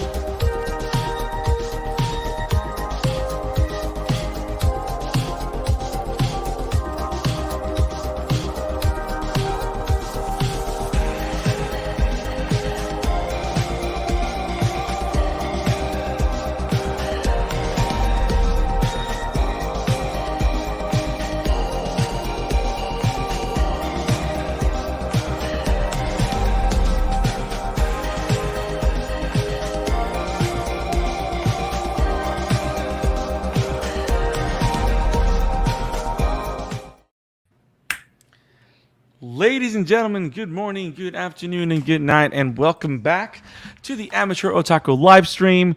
We are back, and we are talking Spy X Family, Season 1, Core 2. There is no lies with that hashtag. Bring it back. Bring it back. There is truth. Thighs save lives.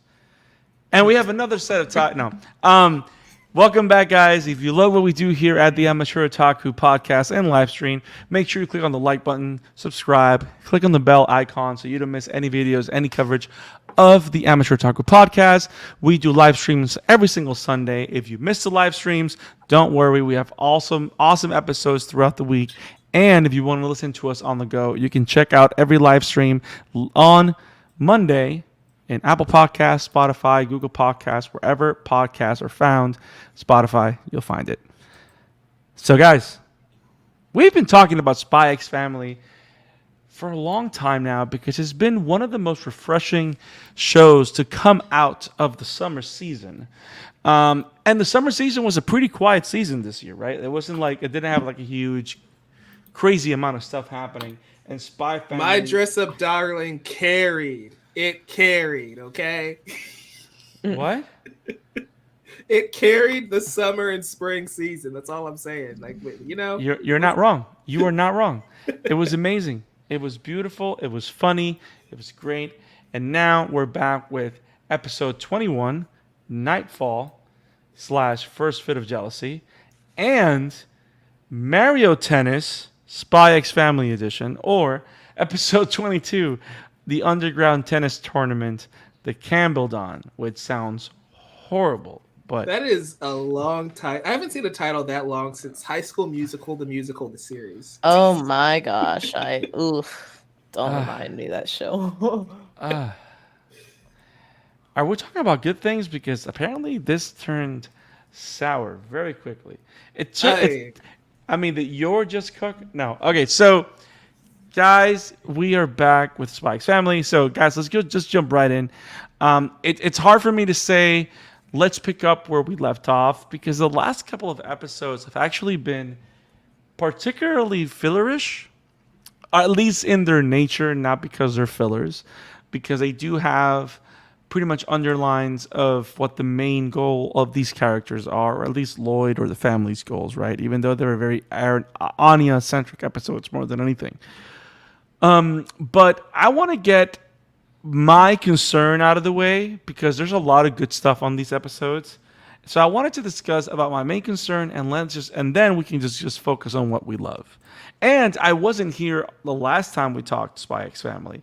And I know you guys mentioned a little bit about last time about what they're doing with the material, how they're adding things that have become anime only and stuff like that, or not as lengthy as they were in the books. And I want to hear your thoughts in a simple, fresh version here also, because I want to jump into that conversation as I was reading the private comments as we jump into these next two episodes. Now, I'm guessing based on the fact that you guys talked about it last time, and Jamie, I want to hear your thoughts. The last couple of episodes have been pretty fillery, right? I'm not the only one that feels that. Oh yeah, absolutely not. Yeah.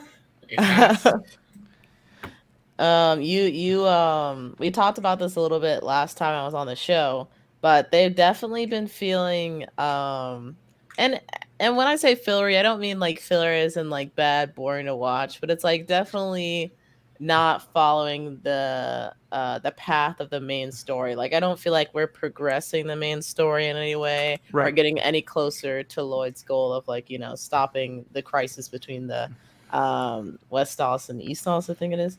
Ostania, I think it is. Ostania. The East and West is all. Yeah, the East and West. That's all I can keep. I'm very bad with names. You think I gotta remember these fake countries? Like, no, I can't. But they definitely they've been fun to watch. But after so many like filler-ish episodes, you start to wonder like, okay, like when are we going back to like the main thing? You know, I think having filler in times where, or slowing down the pace in times where like things are really heating up, and we've just had like action-packed episode after episode, similar to like what My Hero Academia did this week, to where they kind of pulled back a little bit and gave us a bit of exposition before continuing on with all the fighting and stuff that's been going on. I think that's fine, but at this point, Spy Family feels like it's like really rolling to a stop, if not like we've kind of been stopped for a little while. Which is a little bit unfortunate because I think it's going to probably push some people away. I'm still definitely here to see what happens next, but yeah, it's definitely been feeling a bit fillerish in my opinion as well. Here's what it feels like to me, if I may. It feels like when you play a video game and you don't want the main story to end, so you do all the side quests. That's what feels like is happening. Like I'm playing God of War Ragnarok, right? And this is before Ragnarok begins. I'm just gonna say I'm gonna knock out these 20 side quests. That's what these episodes feel like. It's like, yeah, I'm having fun times with these characters that I like, but I'm not getting the meat and potatoes of what this story is supposed to be. And that's kind of what it feels like to me, where it's like, these are fun episodes. I'm not going to sit here and say I didn't enjoy them. I had fun, like I always do. Yeah. But the story's not progressing because it feels like these are the side quests, right? Like this episode in particular, the Nightfall episode was good, but the first bit of jealousy, while cute, it's like you can tell that the episode was 16 minutes. Like the credits start rolling at the 16-minute mark. Yeah, I was like, wait, what happened? And I'm like, huh? And so it's like, yeah, okay. That's cute, Anya and Bond. I enjoyed it. It was fine. But that's where it's like, yeah, this was definitely one of those moments where me and Atreus go and do a thing that has no bearing on what the story actually is. I'm just hanging out with the boy. Yeah. To that scene's quote-unquote defense, it is from the manga. It's actually not something that they made on the spot. Yeah, and that's fine. It still feels that's my point. It's that it feels like we're just kind of meandering a bit. It's like if My Hero Academia just decide to insert a moment from team up missions in the middle of this season. It's like, yeah, it's fun seeing Deku team up with Midako, but that has no bearing on what's happening now, and it just feels like a distraction.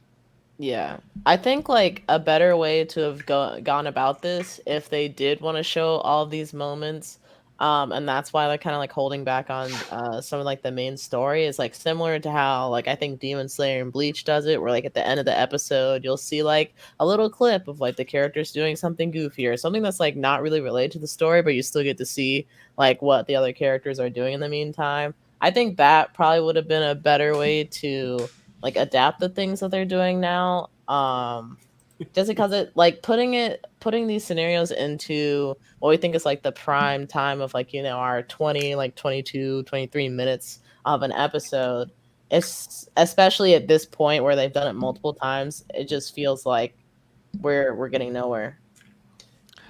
And I think that's the big concern, right? And it's and you know what? I don't know if I want to say that it's a concern, but that's kind of where I felt that I think when a filler becomes a problem, the filler becomes a problem when you can feel that everything has stopped. Where you feel that there's no more motion.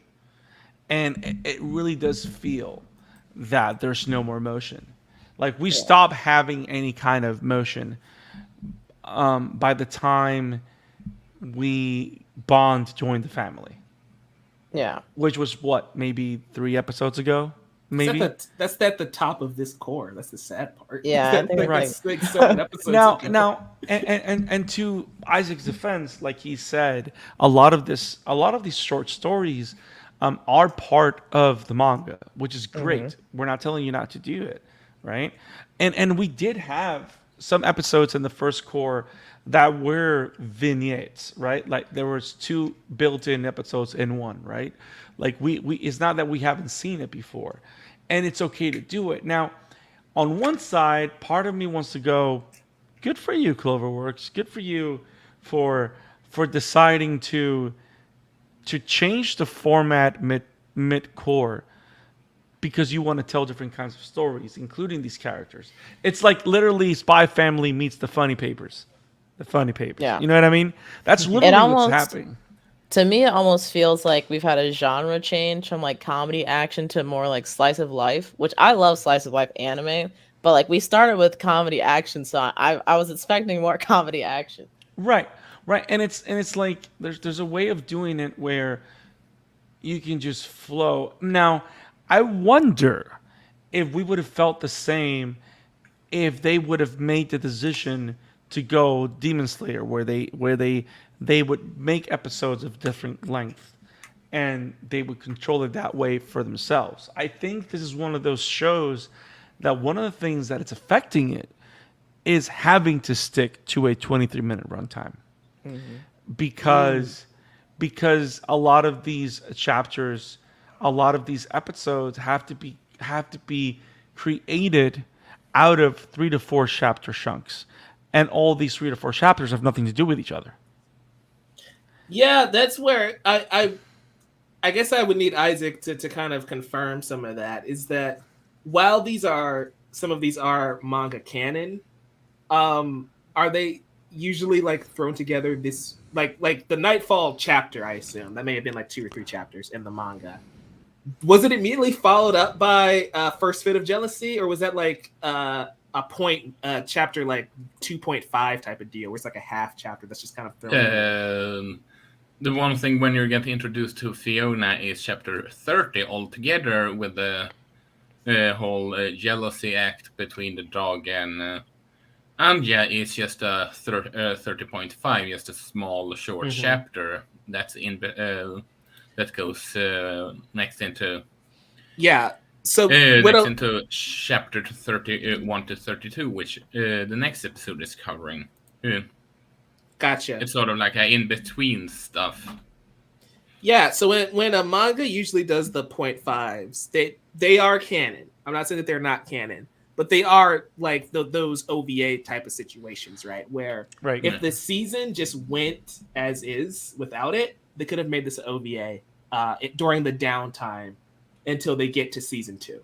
And that's where, to me, it feels really frustrating, because they've done this multiple times, and it's like all of these could have just been OVAs, you know? The problem with this is that I counted, and while there are some weeks that you only get special illustrations as the chapters instead of an actual chapter, if you count that all in, if you subtract that for the quote-unquote chapter, so to speak, on Manga Plus, it's around only 71. No, sorry. It's around 70 to 80 chapters altogether.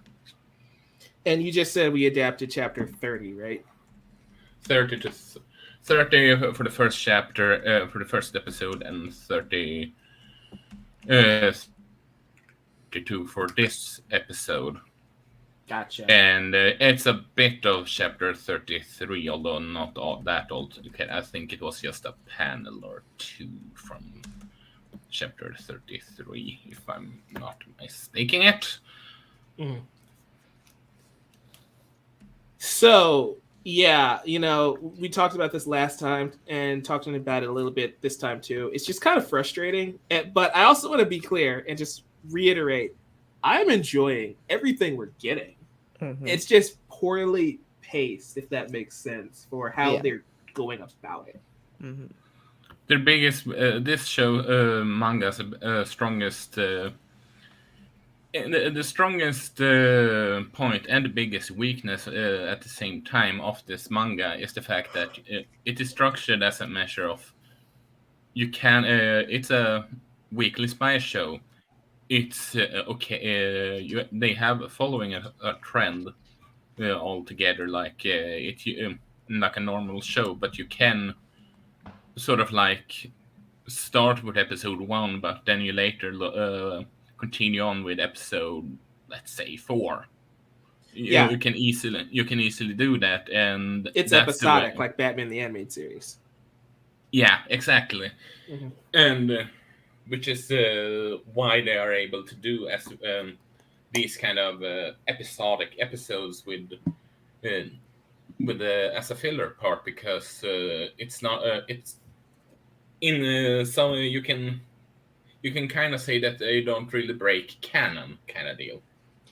Yeah, I do wonder how the whole anime would have looked at if they would have waited for the animes to have, like, let's say 100 to 120 chapters before they started production, because I think the fact that they are the fact that the manga has so little to work with in contrast to what an anime season anime usually have.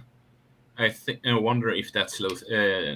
Like you said, I enjoy everything that I see so far, even the filler kind of deal. But I do wonder if this show would have benefited as in a way to have more chapters to work with before it started production. I mean, it's possible, but also I feel like so this is the thing, again, me being the noob here to anime, I don't quite understand the production of a filler episode, but I feel like with the show's nature, with the manga's nature being an episodic spy show, why don't we make these filler more interesting? It's like Loid goes on a mission, and that's the episode. Because I feel like if some of these were more engaging, it wouldn't be as bad. Like, I can only watch Anya do a slice of life thing so many times before it kind of feels grating. Whereas Yor has done nothing really of significance this entire core. Maybe make a filler. You will love the next season. Next season. If I'm not mistaken, the next arc, you will more than likely love them. That's awesome. But these filler episodes could have been about Yor. That's what I'm just saying. Like, if you're gonna do a filler, start to fill in some of the gaps. That's what at least I like about the My Hero Academia filler episodes, is that they do focus on Uraraka. They do focus on Asui, because they don't get anything to do in the main story until now. Well, I can tell you right now why they focus so much on Anya. It's because if I'm not, unless I've missed something here, that the character that is the most popular in Japan is Anya. Yeah, do I need to say more? I love Anya. No, but correct me if I'm wrong. The correct definition of a filler episode is an episode that is not manga. It's 100% anime. But the problem with the Spy Family thing is the other side of it, is that everything that they're putting on the screen, correct me if I'm wrong, Isaac, at least 80 to 90%, if not everything that's going on the screen, is in the books. Yeah.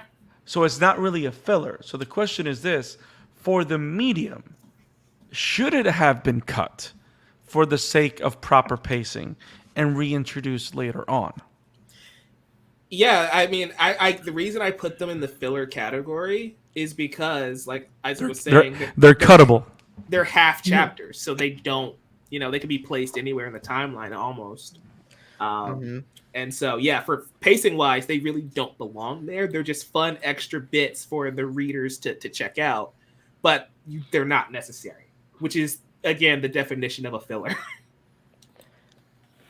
Yeah, I definitely agree. I think like Mike has been saying, I definitely have been enjoying these like filler, what feels like filler episodes, but in terms of like how it's affecting the pacing of the story and like how far we progressed from the start of the season, I definitely feel that they could have either spaced them out a bit more, or if they just could not find a way to rework them in the schedule, then just like pick the best of those types of stories and then ditch the rest, unfortunately, and just keep it for something that manga readers can enjoy. Yeah, because going again back to Avatar: The Last Airbender, one of the most popular episodes from season 2 is the Tales of Ba Sing Se, and that is a collection of short stories that follow all of the main characters as we waste time in Ba Sing Se. They're literally stuck there for a month, and so that one episode is showing the life of Aang, Katara, Sokka, Toph, Zuko. I feel like Spy Family could have just made like 2 episodes of these short stories and just like collect them together instead of like this one being NightFall, just tacking on another short story after the credits, which was a weird choice because they've never done that before either. It just feels kind of disjointed that way. It came off more of a random after credit scene that didn't have to be an end credit scene. Yeah, it was so weird. But anyway, I loved NightFall. Yeah. I would even say last thing about the format, so we can jump into what we really want to talk about. Yeah, which is this person that keeps low key calling you a slut, and Mario Tennis Spy Family. What do you guys think? For some reason, I feel that it would have been more effective if the whole Bond story would have gone first, and then they do the NightFall thing in the same episode because it connects directly to the next one. Yeah, it felt again disjointed. Which, but do you think that change in editing would have made more sense? I mean, it might have. Maybe. I mean, there's definitely, the common theme of jealousy there. So I guess thematically it could have been better. Yeah. It's like starting Man of Steel from the boat. You know what I mean? Yeah, I understood that reference. But yeah, editing, I don't know. It may have worked. It may not have worked. Like even my suggestion of collecting all the short stories and turning them into a singular episode might not have worked. It's kind of easy to backseat, direct, and rewrite. So I try my best not to do that. 2020. Right. But yeah, I totally get where you're coming from, Brandon, with that. Because yeah, having those two bleed into each other probably makes a lot more sense than having a weird break in between. Especially since it does feel like it's a 2-part episode because we're introduced to this Fiona Frost character. Then we have a break, and then we are back following Fiona Frost in the next episode. It's just kind of strange. Which is kind of interesting because let's talk about Fiona Frost, aka NightFall, aka male your. Yeah. Yes. No. You mean male Yuri? Female Yuri? Yeah. Female Yes. Yuri. Oh, sorry. I'm. Wow. I think it's sleepy. But yeah, I mean, I like her as a character, even though it feels derivative. But I love how she has a very, I don't know. I love this show is the best when it's growing, when it's expanding. I think I mentioned this a while back when I mentioned that one of the best things in one of the filler episodes was the reintroduction of the handler and the time we spent with her. And the idea that by fleshing out her character and her backstory, you're kind of making the world bigger, and that's kind of what I want. And then we stopped doing that for like 5 episodes. Which again, I don't want to keep talking about the same thing. But when you do a lot of multiple stories in episodes that have nothing to do with it, instead of being like 2 episodes, it feels like 6 different episodes before we get to the one we want. So it feels like we're waiting longer, even though we're not. It's like they're playing with our emotions. It's like what Jamie said earlier, though, right? Because like being here in the West, a lot of cartoons are episodic. Like SpongeBob is an episodic series where you just jump in and you see the lives of SpongeBob, Patrick, and Sandy. Ma! So, I'm used to that format and I love that style of storytelling because, yeah, if you miss an episode, it's okay. I remember missing an episode of Avatar Last Airbender and that wrecked me because I was so confused on how the heck we lost Appa. Yeah. That's the episode I missed. Oh, no. Wow. Yeah. Awful. But I'm used to episodic storytelling. I just feel like Spy Family had the weird position of it doesn't start out that way. It starts out as a serialized format and then shifts into episodic storytelling. Yeah. Which is probably why it's got these weird issues in season 1, whereas season 2 it might be a little more cohesive. Because remember, we're still adapting the early stages of the manga, I assume. So I'm sure these are still the growing pains of that series, I would assume. Maybe I'm wrong there, Isaac. But not as many shows. Manga. What'd you say? Sorry. Lost in manga. Okay, that doesn't help me, but all right. But one thing I love about MHA, the previous show we were just talking about, is that it hits the ground running and it just doesn't stop. But that's a rare occurrence. There are growing pains when it comes to starting off on a new manga, on a new story. So the format might just be the mangaka experimenting, and then it gets a little more focused as it goes on, type of deal too. Mm-hmm. Well, definitely introducing a character like NightFall and directly making her a big part of the episode that follows shows a step in that direction, at least. Or at least it feels that way. Like we're going back into some type of serialized content. Because we've introduced this character, so now we have to spend time with this character. Now, I'm of 2 minds here, but do you love NightFall enough that you're able to ignore the Yuri retread, or do you feel the Yuri retread on NightFall as a character? I guess I'll go first. I didn't think of Yuri 1 second at all until you guys just said it now. Yeah, same mainly here. because Yuri and yours relationship are not the same. Even though, yeah, it might be a similar character beat of I'm in love with this person, I hate the other.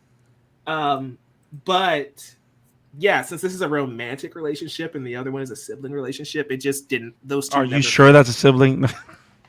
You A know, very close sibling relationship. that would be a I very mean- different type of anime. All I know is this: Yuri does not have the same relationship in his mind that Yor has with Yuri, or at least that's the way it's presented. This is a family show. I Yep. choose to I- assume. It's one of those things when we go to Yeah. My Hero and we have 30-year-old Twice and 16-year-old Toga, where it's like, yeah, they're just really good friends. That's all we'll I say mean, about yeah. that. You know, I never even thought about it like I- that. Mm. I remember when I first got. I mean, they see each other as brothers. That's actually part of the, yeah. I remember when I saw got her introduced in the manga for the first time. The first thing that sorry, the first thing that came to mind is she's either ending up with Yuri as a joke of them connecting through hating the other person, aka he hates Loid, she hates Yor kind of deal, and they will connect like that, or just as a big joke. And considering how much the series love to be bizarre, I can see that happening just for a giggle. Giggle, giggle, giggle. And I have to ask Mike specifically because we are talking about how we they are always adapting several chapters like that. What's your opinion of the whole idea of them? Do you think I'm onto something when it comes to them feeling rather restrained with the amount of chapters if they only cover one chapter technically, or well, should I say 1.5 for an entire episode and not just 3 to 4? So I mean, it comes down to the content. Since I'm not reading Spy Family, I don't know how many pages a chapter is. Is it like It was a fairly long. Okay, so is it like a monthly series or a bi-weekly? I think it's bi-weekly. Bi-weekly. So we're looking at Boruto length. Got it. So, yeah, I don't think they're necessarily being restrained. Again, it's just more of how they're pacing them out. Because the NightFall episode felt short because the credits start rolling at the 16-minute mark. Mm-hmm. But I feel like, and again, this just goes to the direction of the episode itself, not necessarily the manga contents. A cheap way to kind of pad out that episode instead of adding the random Anya bit is to just cut back and forth between Fiona Frost and Yor, but also just splice in the walk that Loid is taking Anya on, and you can just do anime only content, like have a scene with those two before they get back to the apartment. That can get you an extra 2 to 3 minutes, and you're right there at like 19 minutes. So those are the type of changes I would make pacing wise, not necessarily how they're adapting it. So going back to backseat directing with Mike Thomas, Jamie, did you feel a retread or did you enjoy Fiona from the get-go?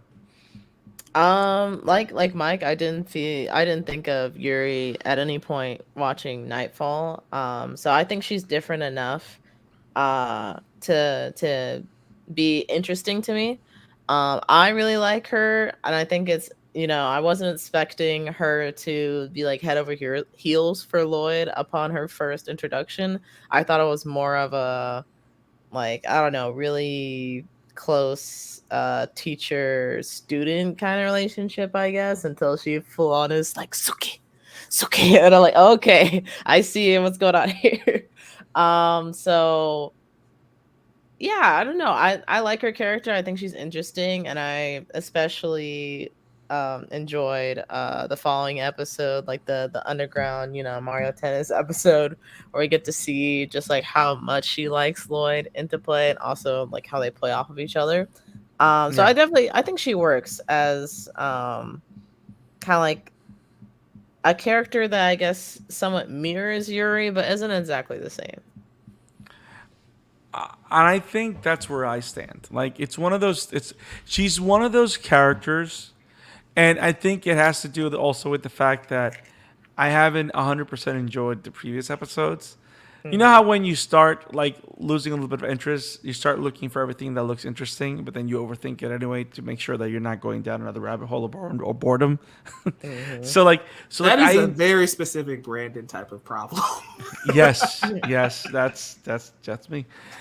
It's like, for example, there's like I'm the type of person that I see one thing once, and when I'm watching it again, I'm replaying everything already. So I'm seeing things and fast forward in my mind as I'm watching it. So unless I really love it, I don't want to watch it again because I've already seen it. That's how I feel.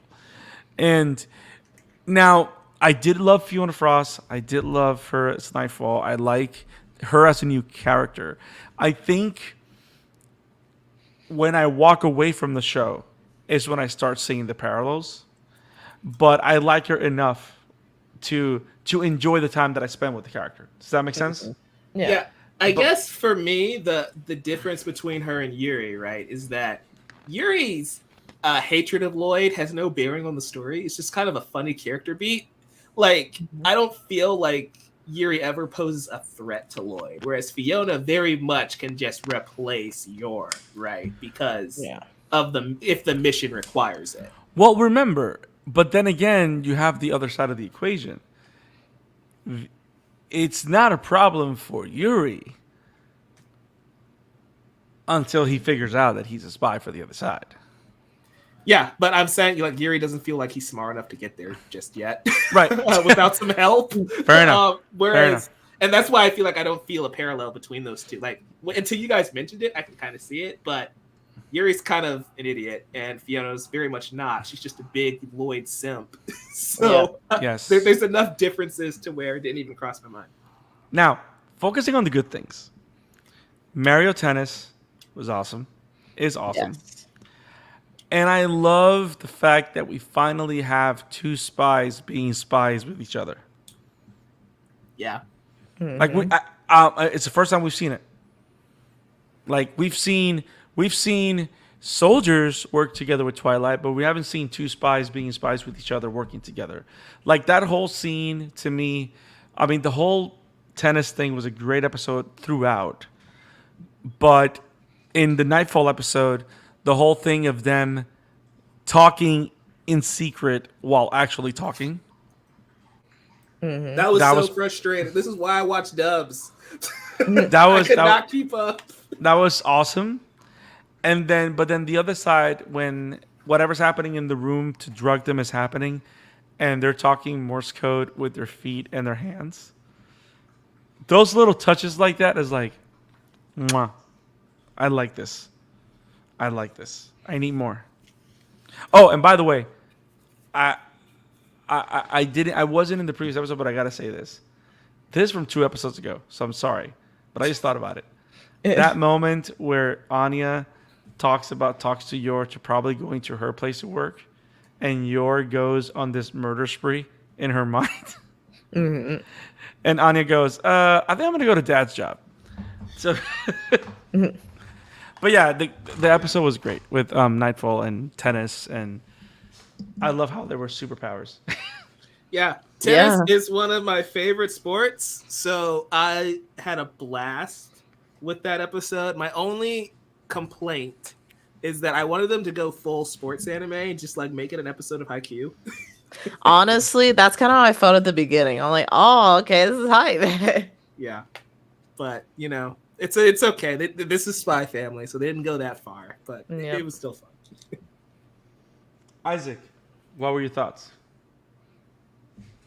On the entire Mario Tennis fights, or are you talking about just this episode as a whole? Yes. Yes. Well, I do enjoy me some Mario Tennis, and I think they handled it quite well here. I mean, it would have been, how to put it, it wouldn't. it was needed within the story to have just ramp up the ridiculousness of the whole power-ups everyone had, kind of deal. That makes any sense. Okay. Yeah. Cool. Although the siblings in the last fight of that episode just made it completely Mario Tennis. No, I Yeah. love how he built up to that. It's like playing Super Punch Out, where you The start with final like the boss. yes, like you start with the regular boxer, and then you go with I don't know the wrestler at the end or whatever. Like Don't you start with Glass Joe and end with Mike Tyson? Mm-hmm. yes, yes. I Yeah. love the whole thing. It's awesome.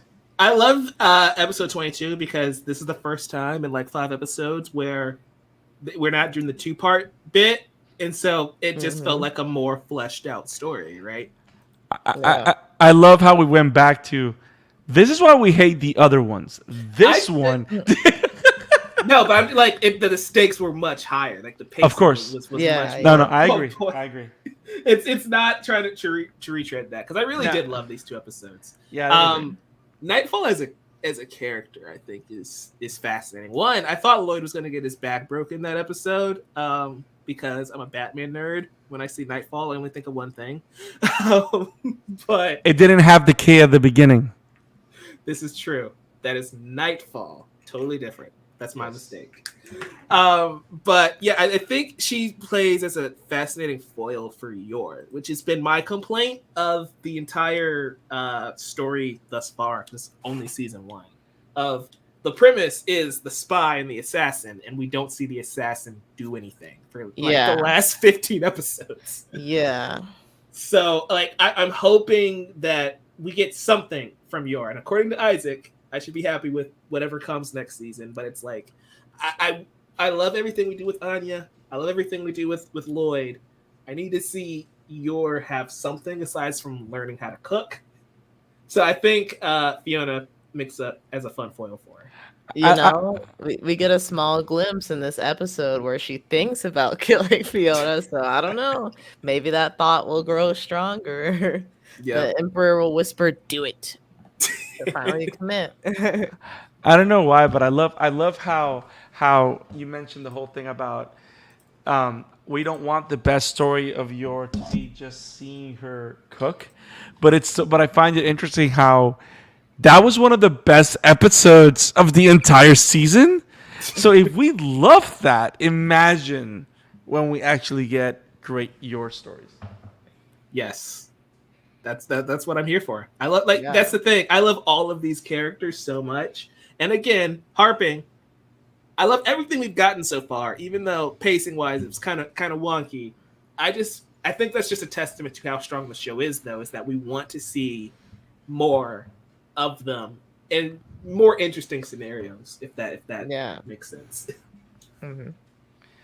I hope that the final boss isn't the brothers and there's something else going on.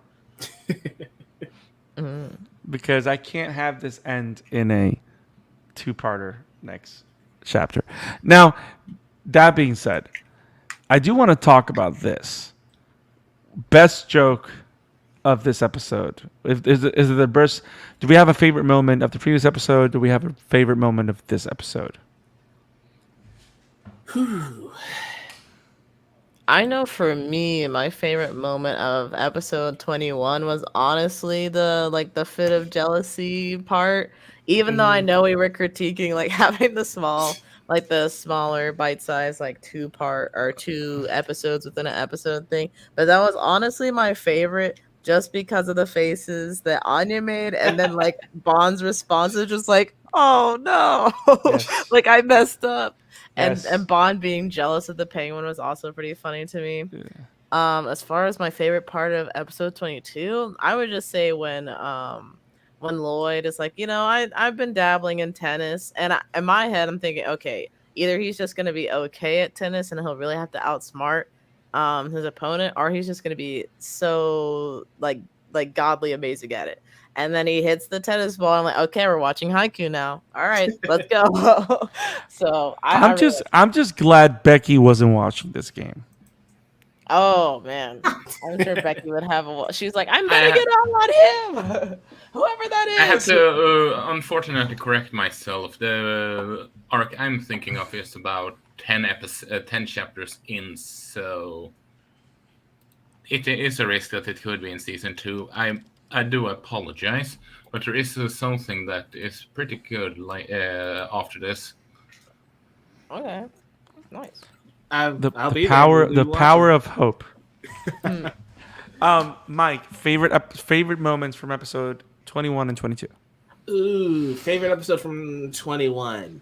Okay, because I watch these together. I don't watch them separately, so they may blur a little bit. So the episodes might separate themselves, but you don't watch the episodes separately. Yeah, no, I don't. I just the day before we do these recordings, I just watch them both. It's easier for me that way. But for episode 21, I think one of my favorite bits is Fiona's reveal. Right, is that we first see her and she's like, I need to help Twilight on this mission.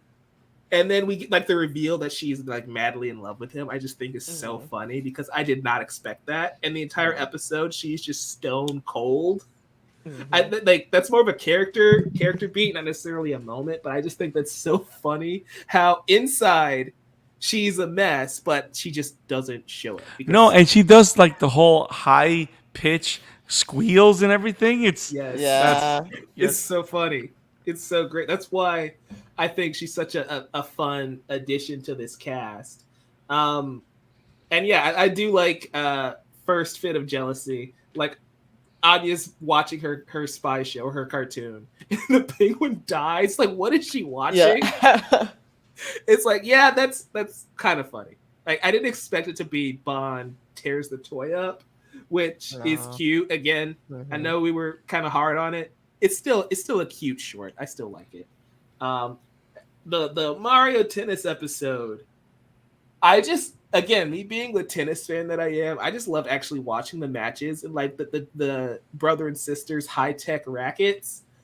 Like it's going out of bounds and the racket just extends and just knocks it back. It's just so stupid. And I love it. And I'm like, give that to Serena, dang it. Maybe she could come out of retirement. Oh my gosh, could you imagine? True. Isaac, favorite moments from episodes 21 and 22. Go. Well, favorite moment of episode 21 is probably the whole short story because it's just so cute and funny. I'm not, while I don't hate Fiona like I do with Yuri, because she doesn't have a Brocon, and I still hate those kind of cis and Brocon, but it's I can't deny that stuff like that with Anya just melts my heart. Kind of deal, just her having some funny, cute moments, kind of deal. And when it comes to the next episode after that, well, it's just the entire insanity that this Spy X family meets Mario Tennis. Just going from a regular couple to guys on extreme steroids. I mean, it's not even... how should I put it? How they think these steroids would work in a quote-unquote official game is kind of funny. And the fact that they are just ramping it up more and more. I'm not that big into tennis normally, but it's stuff like that makes it just even funnier. I'm just laughing going back to the NightFall episode, and Anya spills the cocoa, and Fiona's just like, if I were her mother, she wouldn't spill a drop in the first place. You just see her like beating the crap out of Anya. And nobody's seen this except Anya. She immediately runs to you like, you're the best mom of all time. Like, let's cuddle, Mom. Those are the moments that make me laugh. Like, I mean, you can't blame Anya for being scared of that woman. Oh no, I'm scared of her. So my favorite moment is the whole thing with the dog and the penguin.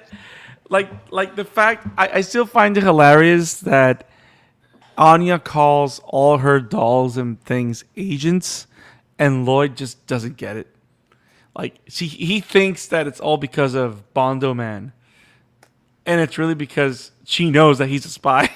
Like I love the nuance and all of that. It's like, oh no, Agent Penguin. It's just so that was my favorite of that. I do love, just jumping in right quick, I do love how one of the first short stories was her getting that penguin. And so it's like the short stories do connect. If you really That was actually the ending of the first court, right? Yeah, I think so. So I love how they do connect a little bit there, just to clear up some of our complaints from earlier. I think that is kind of cool. How she says, "I love it because you got it for me," and that's the part where I'm just like, "Aww." Yep. All of that. All. And then there's one line in episode 22 that I think was just perfection. When Lloyd literally says, "Why do we have to do this cover? A couple?" And like NightFall is just losing her shit. It's just great. We're gonna do this now as spies, and then suddenly one day, for real, like it's just, I also like how they were the phony couple. That was funny. yes. Oh, by the yes, the entendre game is strong. They're. I mean, Lloyd's cover name is Forger, so I love Yes. how they just keep the theme there because that's so funny. I also love. You were mentioning her like inner monologues, right? Of Fiona Frost. I love how she's just Kitagawa with Gojo, where she's like, I was him. And that's all Anya hears in her mind. And I'm just like, oh boy, this is Kitagawa all over again for my dress up darling. Love to see it. So great. So great. So guys, anything else on Spy X Family? We've got 3 episodes left. I'm sad. Oh man. Why would you be sad? Since after that we can pick up Mob. Oh yeah. Well, I think Mom will be over at that point, wouldn't it? I mean, that doesn't stop anybody. But I haven't seen Mob, so that doesn't help me Really? at all. Okay. I'm glad I haven't said anything yet then. well, here's the good thing about it: you can start it. I So, don't know, just throw it on the list, I guess. Mom well, just uses well, I this mean, really you're all about checking a list and checking it twice. So, Ho ho ho. Find out if Mob is naughty or nice. Mob's one of those characters where he's drawn like a background character, and it just makes me laugh. And I'm like, that's weird. Okay. Mob, it's actually that's actually the point. I will Oh, say, see? Mob gets a new look this season. It's pretty funny. I think you'll like it. Sweet. Guys, we've done the thing.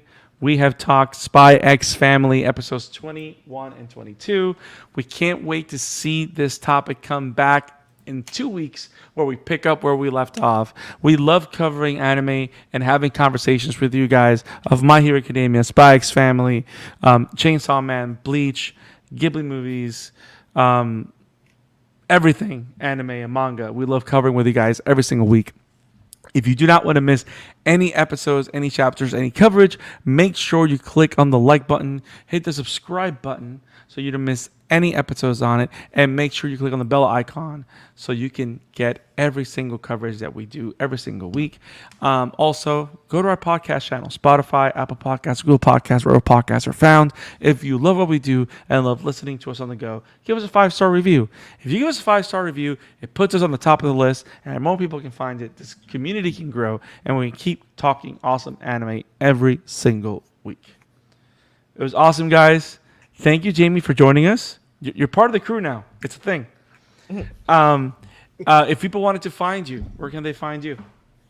You guys can find me at Swiper Art on YouTube and at Swiper_Prime here on YouTube and as well as on Twitch. The Game Awards is actually happening this coming week, depending on when you guys are watching, I guess, on December 8th. So if you guys are watching that, I'll be watching as well. We'll probably also talk about it on the Geek Vibes channel too. So just keep your eyes out.